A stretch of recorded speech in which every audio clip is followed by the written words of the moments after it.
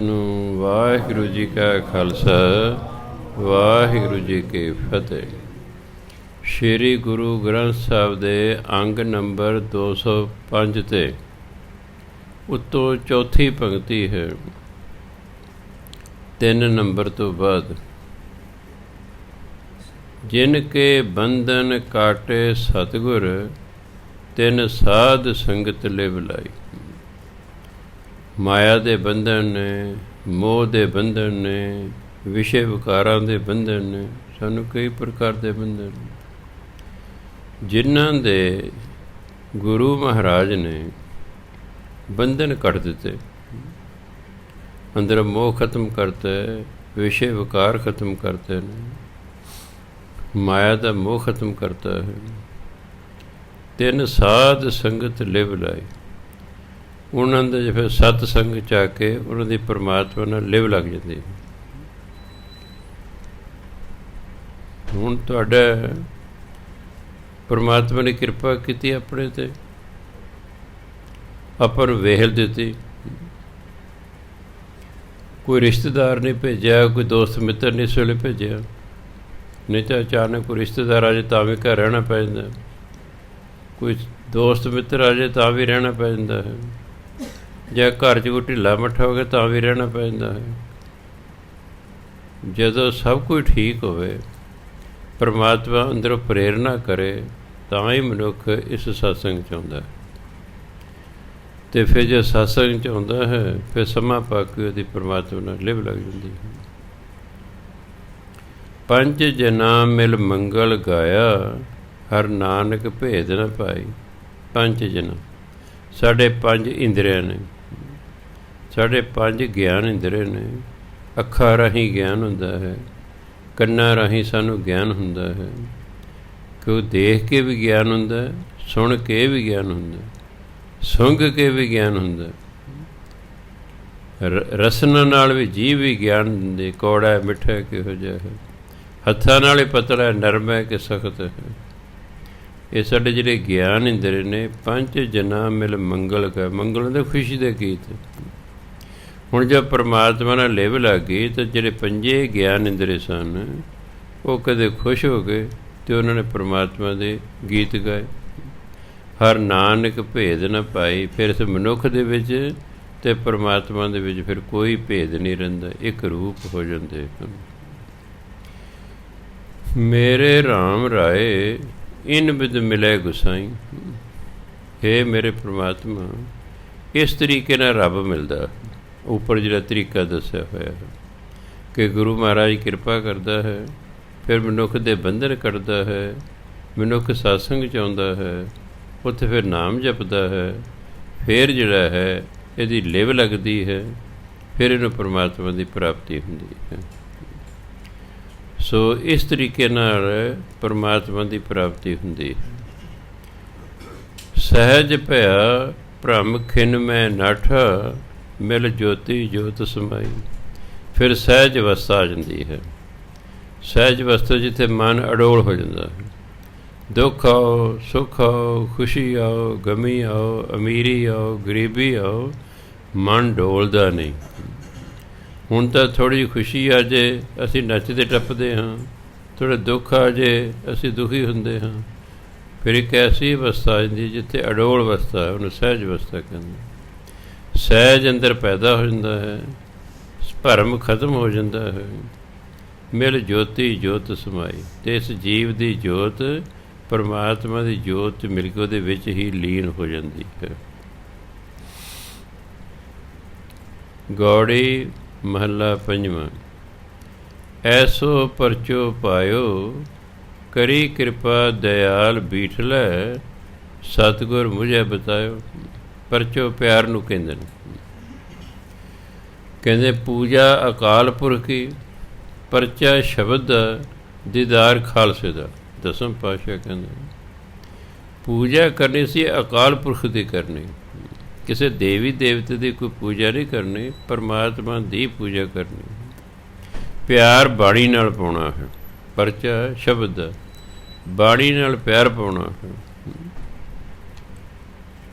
ਪੂਜਾ ਅਕਾਲ ਪੁਰਖ ਕੀ, ਪਰਚਾ ਸ਼ਬਦ ਦਾ, ਦੀਦਾਰ ਖਾਲਸੇ ਦਾ। ਜੇ ਦਰਸ਼ਨ ਕਰਨੇ ਤਾਂ ਖਾਲਸੇ ਦੇ ਕਰਨੇ, ਕਿਉਂਕਿ ਦਸਮ ਪਾਤਸ਼ਾਹ ਦਾ ਖਾਲਸਾ ਮੇਰੋ ਰੂਪ ਹੈ ਖਾਸ। ਸੋ 5 ਕਕਾਰੀ ਬੰਦੇ ਦਰਸ਼ਨ ਕਰਕੇ ਆ ਰਾਜੇ, ਜਿਵੇਂ ਦਸਮ ਪਾਤਸ਼ਾਹ ਦੇ ਦਰਸ਼ਨ ਕਰ ਲਏ। ਐਸੋ ਪਰਚੋ ਪਾਇਓ, ਮੇਰਾ ਪਰਮਾਤਮਾ ਨਾਲ ਇਹੋ ਜਿਹਾ ਪਿਆਰ ਹੋ ਗਿਆ ਹੈ। ਫਿਰ ਪਰਮਾਤਮਾ ਨੇ ਕੀ ਕੀਤਾ? ਕਰੀ ਕਿਰਪਾ ਦਿਆਲ ਬੀਠਲ। ਮਹਾਰਾਸ਼ਟਰ ਵਿੱਚ ਪਰਮਾਤਮਾ ਨੂੰ ਬੀਠਲ ਕਹਿੰਦੇ। ਕੋਈ ਭਗਤ ਭਗਤੀ ਕਰ ਰਿਹਾ ਸੀ, ਪਰਮਾਤਮਾ ਪ੍ਰਗਟ ਹੋ ਗਿਆ।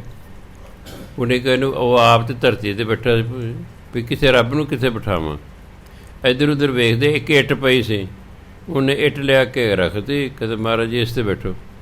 ਅਤੇ ਜਿਹੜਾ ਹੈ ਬੀਠ ਕਹਿੰਦੇ ਨੇ ਮਹਾਰਾਸ਼ਟਰ 'ਚ, ਇੱਟ ਨੂੰ ਕਹਿੰਦੇ ਨੇ ਬੀਠ, ਇੱਟ 'ਤੇ ਬਹਿਣ ਵਾਲਾ ਬੀਠਲ। ਸੋ ਬੀਠਲ ਦਾ ਭਾਵ ਹੈ ਪਰਮਾਤਮਾ। ਸ਼ਬਦੀ ਅਰਥ ਹੈ ਜਿਹੜੇ ਇੱਟ 'ਤੇ ਬੈਠਾ। ਤੇਰੀ ਕਿਰਪਾ ਦਿਆਲ ਬੀਠਲ ਹੈ, ਪਰਮਾਤਮਾ ਨੇ ਕਿਰਪਾ ਕੀਤੀ। ਸਤਿਗੁਰ ਮੁਝੇ ਬਤਾਇਓ, ਉਸਨੇ ਮੈਨੂੰ ਗੁਰੂ ਬਾਰੇ ਦੱਸਿਆ ਕਿ ਤੂੰ ਗੁਰੂ ਕੋਲ ਜਾ। ਰੱਬ ਨਾਲ ਪਿਆਰ ਪੈਦਾ ਹੋ ਗਿਆ, ਰੱਬ ਨੇ ਫਿਰ ਕਿਰਪਾ ਕੀਤੀ, ਮੈਨੂੰ ਗੁਰੂ ਬਾਰੇ ਦੱਸਿਆ। ਜਦੋਂ ਫਿਰ ਗੁਰੂ ਨਾਲ ਮੇਲ ਹੋ ਗਿਆ, ਕਹਿੰਦੇ ਜਤ ਕਤ ਦੇਖੋ ਤਤ ਤਤ ਤੁਮ ਹੀ, ਮੋਹੇ ਇਹ ਵਿਸ਼ਵਾਸ ਹੋਏ ਆਇਓ। ਹੁਣ ਕਹਿੰਦੇ ਮੈਨੂੰ ਵਿਸ਼ਵਾਸ ਆ ਗਿਆ ਹੈ, ਮੈਂ ਜਿੱਧਰ ਵੀ ਵੇਖਦਾ ਬਸ ਤੈਨੂੰ ਹੀ ਵੇਖਦਾ। ਹਰ ਇੱਕ ਦੇ ਵਿੱਚ ਪਰਮਾਤਮਾ ਦਿਸਣਾ ਸ਼ੁਰੂ ਹੋ ਜਾਂਦਾ। ਫਿਰ ਜਿਹੜੀ ਬਾਹਰਲੀ ਖਲੜੀ ਹੈ ਇਹ ਨਹੀਂ ਮੈਨੂੰ ਸਾਨੂੰ ਦਿਸਦੀ। ਜਿਵੇਂ ਹੁਣ ਤੁਸੀਂ ਐਕਸਰੇ ਦੀ ਮਸ਼ੀਨ ਦੇ ਸਾਹਮਣੇ ਖੜ੍ਹੇ ਹੋ ਗਏ, ਉਹਨਾਂ ਨੇ ਮੇਰੀ ਧੌਣ ਦਾ ਐਕਸਰੇ ਲੈਣਾ ਹੈ, ਬਾਹਰੀ ਧੌਣ ਨਹੀਂ ਆਵੇਗੀ, ਉਹ ਜਿਹੜੇ 7 ਮਣਕੇ ਨਾ ਉਹਦੇ ਰੀੜ੍ਹ ਦੀ ਹੱਡੀ ਦੇ ਨਾਲ ਨਾਲ ਉਹ ਆਉਣਗੇ। ਬਈ ਕੀ ਕੋਈ ਮਣਕਾ ਹਿੱਲ ਗਿਆ? ਅਗਲਾ ਕਹੇ ਜੀ ਮੈਨੂੰ ਜੇ ਸਰਵਾਈਕਲ ਹੈ ਜੀ, ਇਹਦਾ 7 ਮਣਕਿਆਂ ਦੇ ਵਿੱਚੋਂ ਕੋਈ ਨਾ ਕੋਈ ਮਣਕਾ ਆਪਣੀ ਥਾਂ ਤੋਂ ਹਿੱਲ ਗਿਆ ਹੈ ਅਤੇ ਚੱਕਰ ਆਉਣ ਲੱਗ ਪਏ ਹਨ। ਉਹ ਜਿਹੜਾ ਐਕਸਰੇ ਹੈ ਉਹ ਬਾਹਰਲੀ ਖਲੜੀ ਨੂੰ ਨਹੀਂ ਵੇਖਦਾ, ਅੰਦਰ ਕੀ ਹੈ ਉਸ ਨੂੰ ਵੇਖਦਾ ਹੈ। ਜਦੋਂ ਫਿਰ ਪਰਮਾਤਮਾ ਦੇ ਦਰਸ਼ਨ ਹੁੰਦੇ ਨੇ, ਫਿਰ ਸਭ ਦੇ ਵਿੱਚ ਪਰਮਾਤਮਾ ਦਿਸਦਾ ਹੈ ਤਾਂ ਸਾਰਿਆਂ ਦੇ ਵਿੱਚ ਪਰਮਾਤਮਾ, ਪਰ ਆਪਾਂ ਨੂੰ ਦਿਸਦਾ ਨਹੀਂ ਹੈ। ਆਪਾਂ ਨੂੰ ਬਾਹਰਾ ਰੂਪ ਮਨੁੱਖ ਦਾ ਦਿਸਦਾ ਹੈ, ਉਹਨਾਂ ਨੂੰ ਅੰਦਰਲਾ ਦਿਸਣ ਲੱਗ ਜਾਂਦਾ। ਨਾਮਦੇਵ ਜੀ ਰੋਟੀਆਂ ਪਕਾ ਰਹੇ ਨੇ, ਇੱਕ ਕੁੱਤਾ ਹੈ ਰੋਟੀ ਚੱਕ ਕੇ ਲੈ ਗਏ। ਨਾਮਦੇਵ ਨੇ ਦੇਖਿਆ ਵੀ ਤਾਂ ਭਗਵਾਨ ਆਇਆ, ਭਗਵਾਨ ਨੇ ਕੁੱਤੇ ਦਾ ਰੂਪ ਧਾਰਨ ਕੀਤਾ ਹੋਇਆ, ਕੁੱਤਾ ਰੋਟੀ ਚੱਕ ਕੇ ਜਾ ਰਿਹਾ ਹੈ। ਨਾਮਦੇਵ ਜੀ ਨੇ ਮਗਰ ਘਿਓ ਦਾ ਡੱਬਾ ਲਿਆ ਅਤੇ ਕਹਿੰਦੇ ਭਗਵਾਨ ਜੀ ਠਹਿਰ ਜਾਓ, ਰੋਟੀ ਚੋਪੜ ਦਾ ਲੈਣ ਦਿਓ। ਉਹਨੂੰ ਕੁੱਤਾ ਨਹੀਂ, ਉਹਨੂੰ ਕੁੱਤੇ ਦੇ ਵਿੱਚ ਭਗਵਾਨ ਦਿਸ ਰਿਹਾ ਸੀ। ਫਿਰ ਇਸ ਤਰ੍ਹਾਂ ਹੋ ਜਾਂਦਾ, ਉਹ ਅਵਸਥਾ ਆ ਜਾਂਦੀ। ਜਤ ਕਤ ਦੇਖੋ, ਜਤ ਕਤ ਜਿੱਥੇ ਕਿਤੇ, ਜਤਰ ਕਤਰ ਤਤਰ ਹਿੰਦੀ ਦੇ ਸ਼ਬਦ ਨੇ, ਜਿੱਥੇ ਕਿਤੇ ਉੱਥੇ। ਜਤ ਕਤ ਦੇਖੋ ਤਤ ਤਤ, ਤਤ ਤਤ ਉੱਥੇ ਉੱਥੇ। ਜਿੱਥੇ ਕਿਤੇ ਮੈਂ ਦੇਖਦਾ ਉੱਥੇ ਉੱਥੇ ਤੁਮ ਹੀ ਮੋਹੇ, ਤੁਸੀਂ ਹੀ ਮੈਨੂੰ ਦਿਸਦੇ ਹੋ। ਇਹ ਵਿਸ਼ਵਾਸ ਹੋਇਆ, ਹੁਣ ਮੈਨੂੰ ਵਿਸ਼ਵਾਸ ਹੋ ਗਿਆ ਹੈ ਕਿ ਤੁਸੀਂ ਹਰ ਥਾਂ 'ਤੇ ਹੋ ਅਤੇ ਹਰ ਦੇ ਵਿੱਚ ਹੋ। ਕਹਿ ਕਿਸ ਕੋਲ? ਕਹਿ ਪਹਿ ਕਰੂੰ ਅਰਦਾਸ ਬੇਨਤੀ, ਜੋ ਸੁਣਤੋ ਹੈ ਰਘੁਰਾਇਓ। ਮੈਂ ਕਿਹਦੇ ਅੱਗੇ ਅਰਦਾਸ ਬੇਨਤੀ ਕਰਾਂ? ਪਰਮਾਤਮਾ ਹਰ ਇੱਕ ਦੇ ਵਿੱਚ ਬੈਠਾ ਸੁਣ ਹੀ ਰਿਹਾ ਹੈ, ਪਰਮਾਤਮਾ ਸੁਣ ਰਿਹਾ ਹੈ। ਆਪਾਂ ਜੋ ਸੋਚ ਰਹੇ ਹਾਂ ਉਹ ਵੀ ਸੁਣ ਰਿਹਾ ਹੈ, ਬੋਲ ਰਹੇ ਹਾਂ ਉਹ ਵੀ ਸੁਣ ਰਿਹਾ ਹੈ। ਉਹ ਕਹਿੰਦਾ ਹੋਰ ਕਿਸੇ ਕੋਲ ਬੇਨਤੀ ਕਰਨ ਦੀ ਲੋੜ ਹੀ ਨਹੀਂ, ਜਦੋਂ ਪਰਮਾਤਮਾ ਹੀ ਬੇਨਤੀ ਸੁਣਦਾ ਹੈ। ਲਹਿਓ ਸਹਿਸਾ, ਇਹਨੂੰ ਇਹ ਹਿੰਦੀ ਦਾ ਸ਼ਬਦ ਹੈ, ਇਹਨੂੰ ਸਹਿਸਾ ਨਹੀਂ ਪੜ੍ਹਨਾ, ਸਹਿਸਾ ਪੜ੍ਹਨਾ। ਡਰ ਖਤਰਾ। ਲਹਿਓ ਸਹਿਸਾ ਬੰਧਨ ਗੁਰ ਤੋਰੇ, ਤਾਂ ਸਦਾ ਸਹਿਜ ਸੁਖ ਪਾਇਓ। ਗੁਰੂ ਨੇ ਜਦੋਂ ਮੋਹ ਮਾਇਆ ਦੇ ਬੰਧਨ ਹੀ ਤੋੜਦੇ, ਬੰਧਨ ਗੁਰ ਤੋਰੇ, ਗੁਰੂ ਨੇ ਮੋਹ ਮਾਇਆ ਦੇ ਬੰਧਨ ਹੀ ਕੱਟਦੇ। ਹੁਣ ਜਿਹੜਾ ਸੰਸਾ ਸੀ, ਜਿਹੜਾ ਸ਼ੰਕਾ ਸੀ, ਜਿਹੜਾ ਡਰ ਸੀ ਉਹ ਖਤਮ ਹੋ ਗਿਆ, ਉਹ ਖਤਮ ਹੋ ਗਿਆ। ਤਾਂ ਸਦਾ ਸਹਿਜ ਸੁਖ ਪਾਇਆ। ਹੁਣ ਸਦੀਵੀ ਸੁਖ ਦੀ ਪ੍ਰਾਪਤੀ ਹੋ ਗਈ, ਸਹਿਜ ਅਵਸਥਾ ਪ੍ਰਾਪਤ ਹੋ ਗਈ ਹੈ, ਸੁਖ ਦੀ ਪ੍ਰਾਪਤੀ ਹੋ ਗਈ ਹੈ। ਹੋਣਾ ਸਾ ਸੋਈ ਫਨ ਹੋਸੀ, ਇਹ ਵੀ ਵਿਸ਼ਵਾਸ ਆ ਗਿਆ ਕਿ ਜੋ ਹੋਣਾ ਉਹੀ ਹੋਣਾ। ਤਾਂ ਨਵੇਂ ਪਾਤਸ਼ਾਹ ਕੇ ਚਿੰਤਾ ਤਾਂ ਕੀ ਕੀਜੀ ਹੈ, ਜੋ ਅਨਹੋਣੀ ਹੋਏ। ਅਨਹੋਣਾ ਕੁਛ ਨਹੀਂ ਹੁੰਦਾ, ਉਹ ਪਹਿਲੇ ਲਿਖਿਆ ਦਾ ਹੋਣਾ ਉਹੀ ਹੁੰਦਾ, ਅਣਹੋਣੀ ਤਾਂ ਹੁੰਦੀ ਹੀ ਨਹੀਂ। ਕਹਿੰਦੇ ਚਿੰਤਾ ਤੇ ਤਾਂ ਕਰੀ ਜੇ ਅਣਹੋਣੀ ਹੋਵੇ ਨਾ, ਉਹ ਹੋਣੀ ਹੁੰਦੀ ਹੈ। ਅਤੇ ਹੋਣੀ ਸਿਆਣੇ ਕਹਿੰਦੇ ਹੋ ਕੇ ਰਹਿੰਦੀ ਹੈ। ਹਾਂ, ਭਜਨ ਬੰਦਗੀ ਕਰਕੇ ਉਹਦੇ ਪ੍ਰਭਾਵ ਨੂੰ ਘਟਾਇਆ ਜਾ ਸਕਦਾ ਹੈ, ਖਤਮ ਨਹੀਂ ਕੀਤਾ ਜਾ ਸਕਦਾ। ਉਸ ਦੇ ਪ੍ਰਭਾਵ ਨੂੰ ਘਟਾਇਆ ਜਾ ਸਕਦਾ। ਆਹ ਲੜਕਾ ਤੁਹਾਡੇ ਸਾਹਮਣੇ ਖੜ੍ਹਾ, ਕਈ ਸਾਲਾਂ ਦੀ ਗੱਲ ਹੈ। ਇਹਨੂੰ ਜੋਤਸ਼ੀ ਨੇ ਕਹਿਤਾ ਬਈ ਫਲਾਣੀ ਤਰੀਕ ਨੂੰ ਤੇਰੇ ਦੋਨੋਂ ਗੋਡੇ ਟੁੱਟ ਜਾਣੇ ਹੁਣ। ਇਹ ਮੇਰੇ ਕੋਲ ਆ ਗਏ ਵੀ ਐਂ ਕਹਿੰਦਾ ਜੀ। ਮੈਂ ਹੁਕਮਨਾਮਾ ਲਿਆ, ਮੈਂ ਹਾਂ ਬਈ ਦੋਨੇ ਟੁੱਟ ਜਾਣੇ ਨੇ। ਉਹ 'ਚ ਵੀ ਯੈਸ ਆ ਗਈ। ਕਹਿ ਜੀ ਕੁਛ ਕਰੋ। ਫਿਰ ਇਹਨੂੰ ਪਾੜ ਦਿੱਤਾ ਵੀ ਲੈ ਵੀ ਸੱਜਣਾ ਉਸ ਤਰੀਕ ਤੱਕ ਪਾਠ ਕਰਦਾ ਰਹਿ, ਜਿਸ ਤਰੀਕ ਨੂੰ ਤੇਰੇ ਗੋਡੇ ਟੁੱਟਣੇ ਨੇ। ਸਮਾਂ ਪਾ ਕੇ ਉਹ ਡੇਟ ਵੀ ਆ ਗਈ। ਇਹਨੇ ਸੋਚਿਆ ਵੀ ਅੱਜ ਮੈਂ ਬੈਂਕ ਤੋਂ ਛੁੱਟੀ ਲੈ ਲੈਣਾ, ਵੀ ਨਾ ਮੈਂ ਬਾਹਰ ਜਾਵਾਂਗਾ, ਨਾ ਕਿਤੇ ਡਿੱਗਾਂਗਾ, ਘਰ ਰਹਾਂਗਾ। ਵੱਧ ਤੋਂ ਗੁਸਲਖਾਨੇ 'ਚ ਤਿਲਕਦਾ ਹੁੰਦਾ, ਹੱਥ ਪਾ ਕੇ ਗੁਸਲਖਾਨੇ 'ਚ ਚਲਾ ਜਾਵਾਂਗਾ, ਨਹੀਂ ਤਾਂ ਮੰਜੇ ਪਿਆ ਰਹਾਂਗੇ। ਛੁੱਟੀ ਲੈ ਲਈ। ਹੁਣ ਬੈਂਕ ਵਾਲਿਆਂ ਨੂੰ ਮੋਬਾਈਲ ਬੰਦ ਨਹੀਂ ਕਰ ਸਕਦੇ। ਆਹ ਵੱਡੇ ਵੱਡੇ ਜਿੰਨੇ ਅਫਸਰ ਨੇ ਆਪਣੇ ਮੋਬਾਈਲ ਬੰਦ ਨਹੀਂ ਕਰ ਸਕਦੇ, ਨਾ DC ਨਾ SSP। ਪਤਾ ਨਹੀਂ ਮਿਨਿਸਟਰ ਦਾ, ਮੁੱਖ ਮੰਤਰੀ ਕਿਸ ਵੇਲੇ ਟੈਲੀਫੋਨ ਆ ਜਾਣਾ ਹੈ, ਕੋਈ ਪਤਾ ਨਹੀਂ ਕਿਸ ਵੇਲੇ ਆ ਜਾਣਾ। ਤਾਂ 10 ਵਜੇ ਦਫ਼ਤਰ ਤੋਂ ਟੈਲੀਫੋਨ ਆ ਗਿਆ ਵੀ ਚੰਡੀਗੜ੍ਹ ਤੋਂ ਵੱਡਾ ਅਫਸਰ ਆ ਰਿਹਾ ਵੀ ਪਹੁੰਚ ਬਈ। ਕਹਿੰਦਾ ਲੈ ਵੀ ਅੱਜ ਤਾਂ ਜ਼ਰੂਰ ਟੁੱਟਣਗੇ। ਚਲੋ ਇਹਨੇ ਸੋਚਿਆ ਚਲੋ ਮੇਰਾ ਕੱਦ ਲੰਮਾ ਅਤੇ ਮੈਂ ਹੌਲੀ ਹੌਲੀ ਸਕੂਟਰ ਚਲਾਈ ਜਾਵਾਂਗਾ, ਕਿਤੇ ਡਿੱਗਣ ਲੱਗਾ ਲੱਤਾਂ ਲਾ ਲਾਂਗਾ। ਅੱਗੇ 3 ਵੀਲਰ ਜਾ ਰਿਹਾ ਸੀ, ਇਹ ਉਹਦੇ ਮਗਰ ਮਗਰ ਹੌਲੀ ਹੌਲੀ ਸਕੂਟਰ ਤੋਰੀ ਜਾ ਰਿਹਾ ਹੈ।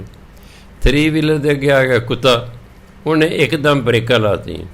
ਇਹਦਾ ਮੋਟਰਸਾਈਕਲ 3 ਵੀਲਰ ਦੇ ਵਿੱਚ ਵੱਜਿਆ, ਇਹ ਸੜਕ 'ਤੇ ਡਿੱਗ ਪਿਆ। ਦੋਨੋਂ ਗੋਡੇ ਸੜਕ 'ਤੇ ਵੱਜੇ, ਪਰ ਪਾਠ ਕਰਨ ਕਰਕੇ ਉਹ ਟੁੱਟੇ ਨਹੀਂ, ਸਿਰ ਝਰੀਟਾਂ ਆ ਗਈਆਂ। ਪਰ ਹੋ ਗਿਆ ਉਸੇ ਤਰੀਕ ਨੂੰ। ਹੋਣੀ ਤਾਂ ਕਿ ਨਹੀਂ ਟਲਿਆ ਕਰਦੀ।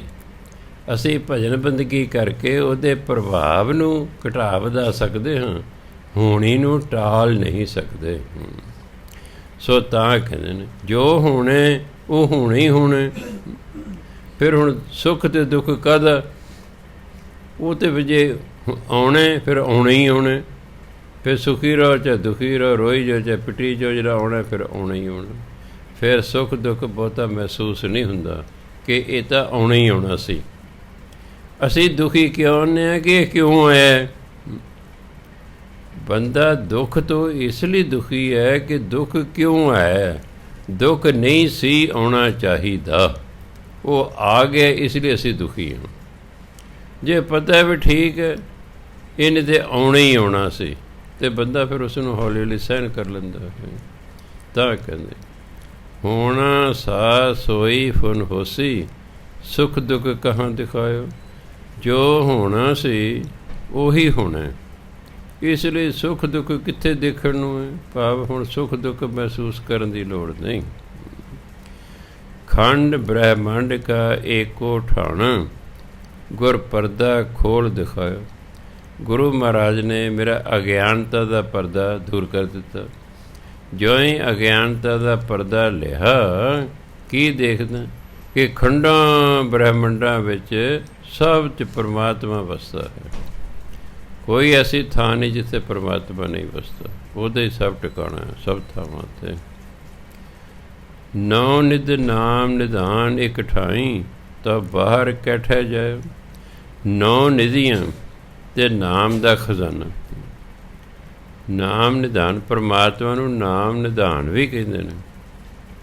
ਉਹ ਨਾਮ ਦਾ ਖਜ਼ਾਨਾ ਹੈ, ਉਸ ਤੋਂ ਸਾਨੂੰ ਨਾਮ ਮਿਲਦਾ ਹੈ। ਨਾਮ ਦੇ ਨਾਲ 9 ਨਿਧੀਆਂ ਪ੍ਰਾਪਤ ਹੁੰਦੀਆਂ ਹਨ। ਇਸੇ 9 ਨਿਧੀਆਂ ਤੇ ਪਰਮਾਤਮਾ ਇੱਕੋ ਥਾਂ 'ਤੇ ਵਸਦਾ ਹੈ। ਜਿੱਥੇ ਪਰਮਾਤਮਾ ਹੈ ਜਾਂ ਜਿੱਥੇ ਪਰਮਾਤਮਾ ਦਾ ਨਾਮ ਹੈ, ਉੱਥੇ ਰਿੱਧੀਆਂ ਸਿੱਧੀਆਂ ਆਉਣੀਆਂ ਹੀ ਆਉਣੀਆਂ ਨੇ।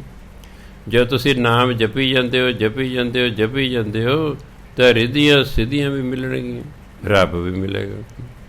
ਪਹਿਲਾਂ ਰਿੱਧੀਆਂ ਸਿੱਧੀਆਂ ਮਿਲਦੀਆਂ ਨੇ, ਤੁਸੀਂ ਅਮੀਰ ਹੋਣਾ ਸ਼ੁਰੂ ਹੋ ਜਾਓਗੇ, ਤੁਹਾਡੇ ਕੋਲ ਸ਼ਕਤੀਆਂ ਆ ਜਾਣਗੀਆਂ, ਤੁਹਾਡਾ ਆਦਰ ਮਾਣ ਸਤਿਕਾਰ ਸਮਾਜ ਹੋਣਾ ਸ਼ੁਰੂ ਹੋ ਜਾਏਗਾ, ਅਤੇ ਨਾਲੇ ਸਮਾਂ ਪਾ ਕੇ ਪਰਮਾਤਮਾ ਦੀ ਪ੍ਰਾਪਤੀ ਹੋਏਗੀ। ਅਤੇ ਜਦੋਂ ਕਹਿੰਦੇ ਅੰਦਰ ਹੀ ਪਰਮਾਤਮਾ ਹੈ ਅਤੇ ਅੰਦਰ ਹੀ 9 ਨਿਧੀਆਂ ਨੇ, ਤਾਂ ਬਾਹਰ ਕੈਠੇ ਜਾਏ, ਕੈਠੇ ਮਨੇ ਕਿੱਥੇ, ਅਤੇ ਫਿਰ ਬਾਹਰ ਕਿਤੇ ਜਾਣ ਦੀ ਲੋੜ ਹੀ ਨਹੀਂ, ਅੰਦਰ ਹੀ ਸਭ ਕੁਛ ਹੈ। ਜਿੱਥੇ ਪਰਮਾਤਮਾ ਦੇ ਨਾਮ ਦਾ ਖਜ਼ਾਨਾ ਹੈ, ਉੱਥੇ 9 ਨਿਧੀਆਂ ਨੇ ਆਉਣਾ ਹੀ ਆਉਣਾ। ਏਕ ਹੈ ਕਨਕ ਅਨਕ ਭਾਂਤ ਸਾਜੀ, ਬਹੁ ਪ੍ਰਕਾਰ ਰਚਾਇਓ। ਕਨਕ ਸੋਨੇ ਨੂੰ ਕਹਿੰਦੇ ਨੇ। ਜਿਵੇਂ ਸੋਨੇ ਤੋਂ ਅਨੇਕਾਂ ਪ੍ਰਕਾਰ ਦੇ ਗਹਿਣੇ ਬਣਾਏ ਜਾਂਦੇ ਹਨ, ਹੁੰਦਾ ਤਾਂ ਸੋਨਾ ਹੀ ਹੈ। ਦੇਖਣ ਨੂੰ ਕੋਈ ਛਾਪ ਹੋ ਗਈ, ਕੋਈ ਕੜਾ ਹੋ ਗਿਆ, ਕੋਈ ਵਾਲੀਆਂ ਹੋ ਗਈਆਂ, ਕੋਈ ਕਾਂਟਾ ਹੋ ਗਿਆ, ਕੁਛ ਹੋ ਗਿਆ, ਨਾਮ ਅੱਡ ਅੱਡ ਪੈ ਗਏ, ਪਰ ਅਸਲੀਅਤ ਵਿੱਚ ਸਾਰਾ ਸੋਨਾ ਹੀ ਹੁੰਦਾ ਹੈ। ਏਕ ਹੈ ਕਨਕ, ਸੋਨਾ ਤਾਂ ਇੱਕੋ ਹੀ ਹੁੰਦਾ ਹੈ। ਅਨੇਕ ਭਾਂਤ ਸਾਜੇ, ਉਹ ਤੋਂ ਅਨੇਕਾਂ ਚੀਜ਼ਾਂ ਬਣਾਈਆਂ ਜਾਂਦੀਆਂ ਹਨ। ਬਹੁਤ ਪ੍ਰਕਾਰ ਚਾਹੇ, ਇਸ ਤਰ੍ਹਾਂ ਪਰਮਾਤਮਾ ਨੇ ਵੀ ਬਹੁਤ ਪ੍ਰਕਾਰ ਦੀ ਰਚਨਾ ਕੀਤੀ ਹੋਈ ਹੈ। 5 ਹੀ ਤੱਤ ਨੇ। ਮੁਸਲਮਾਨ ਜਿਹੜੇ 4 ਤੱਤ ਗਿਣਦੇ ਨੇ, ਸਿੱਖ ਅਤੇ ਹਿੰਦੂ 5 ਤੱਤ ਗਿਣਦੇ ਨੇ। 5 ਤੱਤਾਂ ਤੋਂ ਹੀ ਸਾਰਾ ਕੁਛ ਬਣਿਆ ਹੋਇਆ ਹੈ। ਅਤੇ ਇਹਨਾਂ 5 ਤੱਤਾਂ ਦੀ ਕਿੰਨੇ ਪ੍ਰਕਾਰ ਦੀ ਸ੍ਰਿਸ਼ਟੀ ਅਤੇ ਕਿੰਨੇ ਪ੍ਰਕਾਰ ਦੇ ਜੀਵ ਪਰਮਾਤਮਾ ਨੇ ਬਣਾ ਦਿੱਤੇ। ਕਹੋ ਨਾਨਕ ਭਰਮ ਗੁਰ ਖੋਈ ਹੈ, ਇਹ ਤੱਤੈ ਤੱਤ ਮਿਲਾਇਓ। ਅਤੇ ਜਦੋਂ ਪਰਮਾਤਮਾ ਅੰਦਰੋਂ ਭਰਮ ਖਤਮ ਕਰ ਦਿੰਦਾ ਹੈ, ਜਦੋਂ ਭਰਮ ਹੀ ਕੋਈ ਨਹੀਂ ਰਿਹਾ, ਅਤੇ ਜੀਵ ਤੱਤ ਪਰਮਾਤਮਾ ਦੇ ਤੱਤ ਨਾਲ ਮਿਲ ਜਾਂਦਾ। ਭਾਵ ਸਾਡੀ ਆਤਮਾ ਸਮਾਂ ਪਾ ਕੇ ਪਰਮਾਤਮਾ ਦੇ ਨਾਲ ਮਿਲ ਜਾਂਦੀ ਹੈ। ਗੌੜੀ ਹੇਠਾਂ 2 ਲਿਖਿਆ, ਇਹ ਘਰ ਦੂਜਾ। ਗੌੜੀ ਘਰ ਦੂਜਾ ਮਹੱਲਾ 5ਵਾਂ। ਤੁਸੀਂ ਰੋਜ਼ ਜਿਹੜਾ ਹੈ, ਜਦੋਂ ਸੋਹਲੇ ਸਾਹਿਬ ਦਾ ਪਾਠ ਹੁੰਦਾ, ਆਖਰੀ ਸ਼ਬਦ ਹੈ ਇਹ। ਗੌੜੀ ਮਹੱਲਾ 5ਵਾਂ। ਔਦ ਘਟੈ ਦਿਨ ਸਰੈ ਨਾਰੇ, ਦਿਰਸ ਮੈਨੇ ਦਿਨ, ਰਹਿ ਨਾਰੇ ਮੈਨੇ ਰਾਤ, ਔਦ ਮੈਨੇ ਉਮਰ। ਸਾਡੀ ਉਮਰ ਦਿਨ ਰਾਤ ਘਟ ਰਹੀ ਹੈ। ਸਾਡੀ ਉਮਰ ਦਿਨ ਰਾਤ ਕਰਕੇ ਘਟ ਰਹੀ ਹੈ। ਮਨ ਗੁਰ ਮਿਲ ਕਾਜ ਸਵਾਰੇ, ਹੇ ਮਨਾ ਤੂੰ ਗੁਰੂ ਨੂੰ ਮਿਲ ਕੇ ਆਪਣਾ ਕਾਰਜ ਸਵਾਰ ਲੈ। ਕਿਸ ਕੰਮ ਆਏ ਅਸੀਂ? ਪਰਮਾਤਮਾ ਦਾ ਨਾਮ ਜਪਣ। ਅਤੇ ਪਰਮਾਤਮਾ ਨਾਮ ਗੁਰੂ ਨੂੰ ਮਿਲ ਕੇ ਹੀ ਜਪਿਆ ਜਾ ਸਕਦਾ, ਕਿ ਗੁਰਮੰਤਰ ਤੇ ਉਸਨੇ ਦੇਣਾ ਹੈ। ਇਸ ਕਰਕੇ ਹੇ ਮਨ ਗੁਰੂ ਨੂੰ ਮਿਲ ਕੇ ਆਪਣਾ ਕਾਰਜ ਸਵਾਰ ਲੈ। ਰਹਾ ਕਰੋ ਬੇਨੰਤੀ, ਸੁਣੋ ਮੇਰੇ ਮੀਤਾ, ਸੰਤ ਟਹਿਲ ਕੀ ਬੇਲਾ। ਹੇ ਮੇਰੇ ਮਿੱਤਰਾ ਸੁਣ, ਮੈਂ ਤੇਰੇ ਅੱਗੇ ਬੇਨਤੀ ਕਰਦਾ। ਸੰਤ ਟਹਿਲ ਕੀ ਬੇਲਾ, ਸੰਤਾਂ ਦੀ ਸੇਵਾ ਕਰਨ ਦਾ ਵੇਲਾ ਹੈ, ਗੁਰੂ ਦੀ ਸੇਵਾ ਕਰਨ ਦਾ ਵੇਲਾ ਹੈ। ਕਿਉਂਕਿ ਕਿਸੇ ਦੀ ਸੇਵਾ ਸਿਰਫ ਅਤੇ ਸਿਰਫ ਮਨੁੱਖਾ ਜੀਵਨ 'ਚ ਕੀਤੀ ਜਾ ਸਕਦੀ ਹੈ। ਕੋਈ ਪਸ਼ੂ ਕਿਸੇ ਦੀ ਸੇਵਾ ਨਹੀਂ ਕਰ ਸਕਦਾ। ਇੱਕ ਪਸ਼ੂ ਬਿਮਾਰ ਜੇ, ਦੂਜਾ ਪਸ਼ੂ ਕੋਈ ਡਾਕਟਰ ਲਿਆ ਕੇ ਉਹਦੀ ਨਹੀਂ ਦਵਾਈ ਦਿਲਾ ਸਕਦਾ ਉਸਨੂੰ। ਇਹ ਤਾਂ ਮਨੁੱਖ ਹੀ ਮਨੁੱਖ ਦੀ ਸੇਵਾ ਕਰਦਾ ਹੈ। ਅਤੇ ਜਿਹੜਾ ਗੁਰੂ ਦੀ ਸੰਤਾਂ ਦੀ ਸੇਵਾ ਕਰਨ ਦਾ ਫਲ ਬਹੁਤ ਹੈ, ਫਲ ਬਹੁਤ। ਹੁਣ 10ਮ ਪਾਤਸ਼ਾਹ ਕਹਿੰਦੇ ਵੀ ਜਿਹੜਾ ਖਾਲਸੇ ਨੂੰ ਲੰਗਰ ਛਕਾਏਗਾ, ਅਸੀਂ ਉਸ 'ਤੇ ਖੁਸ਼ ਹਾਂ।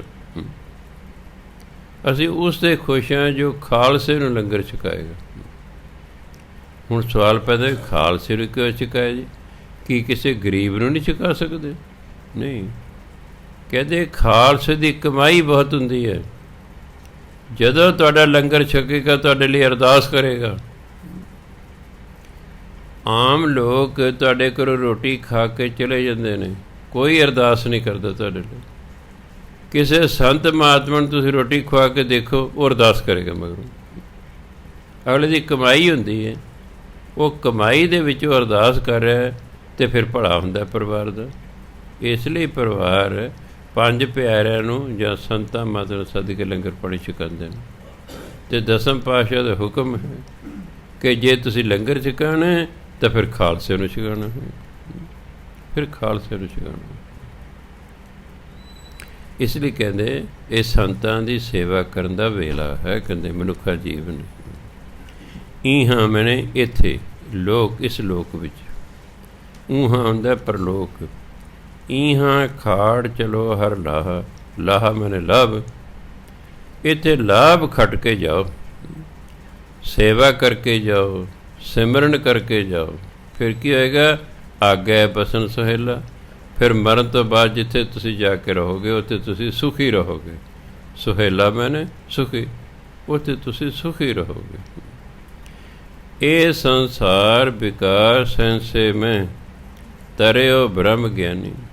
ਇਹ ਜਿਹੜਾ ਸੰਸਾਰ ਹੈ ਇਹ ਵਿਅਰਥ ਦੇ ਸੰਸਿਆਂ 'ਚ ਪਿਆ ਹੋਇਆ ਹੈ। ਇਹਨੂੰ ਕੋਈ ਨਾ ਕੋਈ ਚਿੰਤਾ, ਕੋਈ ਨਾ ਕੋਈ ਡਰ ਹਮੇਸ਼ਾ ਲੱਗਾ ਰਹਿੰਦਾ, ਕਿਤੇ ਐ ਨਾ ਹੋ ਜਾਏ, ਕਿਤੇ ਆਉਂ ਨਾ ਹੋ ਜਾਏ। ਪੜ੍ਹਦਾ ਹੈ ਵੀ ਜੋ ਹੋਣੇ ਉਹ ਹੋ ਕੇ ਰਹਿਣੇ, ਪੜ੍ਹਦਾ ਵਿਸ਼ਵਾਸ ਨਹੀਂ ਹੈ, ਪੜ੍ਹਦਾ ਹੈ ਵਿਸ਼ਵਾਸ ਨਹੀਂ। ਧਰਮ ਕਹਿੰਦਾ ਜਿਸ ਦਿਨ ਤੁਹਾਡੀ ਮੌਤ ਵਾਲੀ ਉਦੋਂ ਹੀ ਆਉਣੀ ਹੈ, ਉਸ ਤੋਂ ਬਿਨਾਂ ਤੁਹਾਨੂੰ ਕੋਈ ਨਹੀਂ ਮਾਰ ਸਕਦਾ। ਪਰਮਾਤਮਾ ਦੇ ਹੁਕਮ ਤੋਂ ਬਿਨਾਂ ਸਾਨੂੰ ਕੋਈ ਮਾਰ ਹੀ ਨਹੀਂ ਸਕਦਾ, ਅਤੇ ਨਾ ਉਹਦੇ ਹੁਕਮ ਤੋਂ ਬਿਨਾਂ ਸਾਨੂੰ ਕੋਈ ਜਿਉਂਦੇ ਰੱਖ ਸਕਦਾ ਹੈ। ਪਰ ਇਸ ਲਾਈਨ 'ਤੇ ਕਿਸੇ ਨੂੰ ਵੀ ਵਿਸ਼ਵਾਸ ਨਹੀਂ। ਉਂਝ ਪੜ੍ਹੀ ਜਾਣਗੇ ਮਰਗ 'ਤੇ ਗਾਣ ਘਾਲੇ ਸਭ ਦਿਵਸ ਸਾਸ ਨੇ ਵੱਢਣ ਘਟਣ ਤਿਲ ਸਾਰ। ਕਹਿੰਦੇ ਸਵਾਸ ਅਤੇ ਦਿਨ ਪਰਮਾਤਮਾ ਨੇ ਗਿਣ ਕੇ ਪਾਤੇ ਨੇ, ਇਹ ਤਿਲ ਮਾਤਰ ਵੀ ਵੱਧਦੇ ਘਟਦੇ ਨਹੀਂ। ਹੁਣ ਜਿੰਨੀ ਕੋਈ ਉਮਰ ਕੋਈ ਲਿਖਾ ਕੇ ਲਿਆ ਉਨੀ ਉਸਨੇ ਭੋਗਣੀ ਹੀ ਭੋਗਣੀ ਹੈ। ਸਮੇਂ ਤੋਂ ਪਹਿਲਾਂ ਉਹਨੂੰ ਕੋਈ ਮਾਰ ਹੀ ਨਹੀਂ ਸਕਦਾ।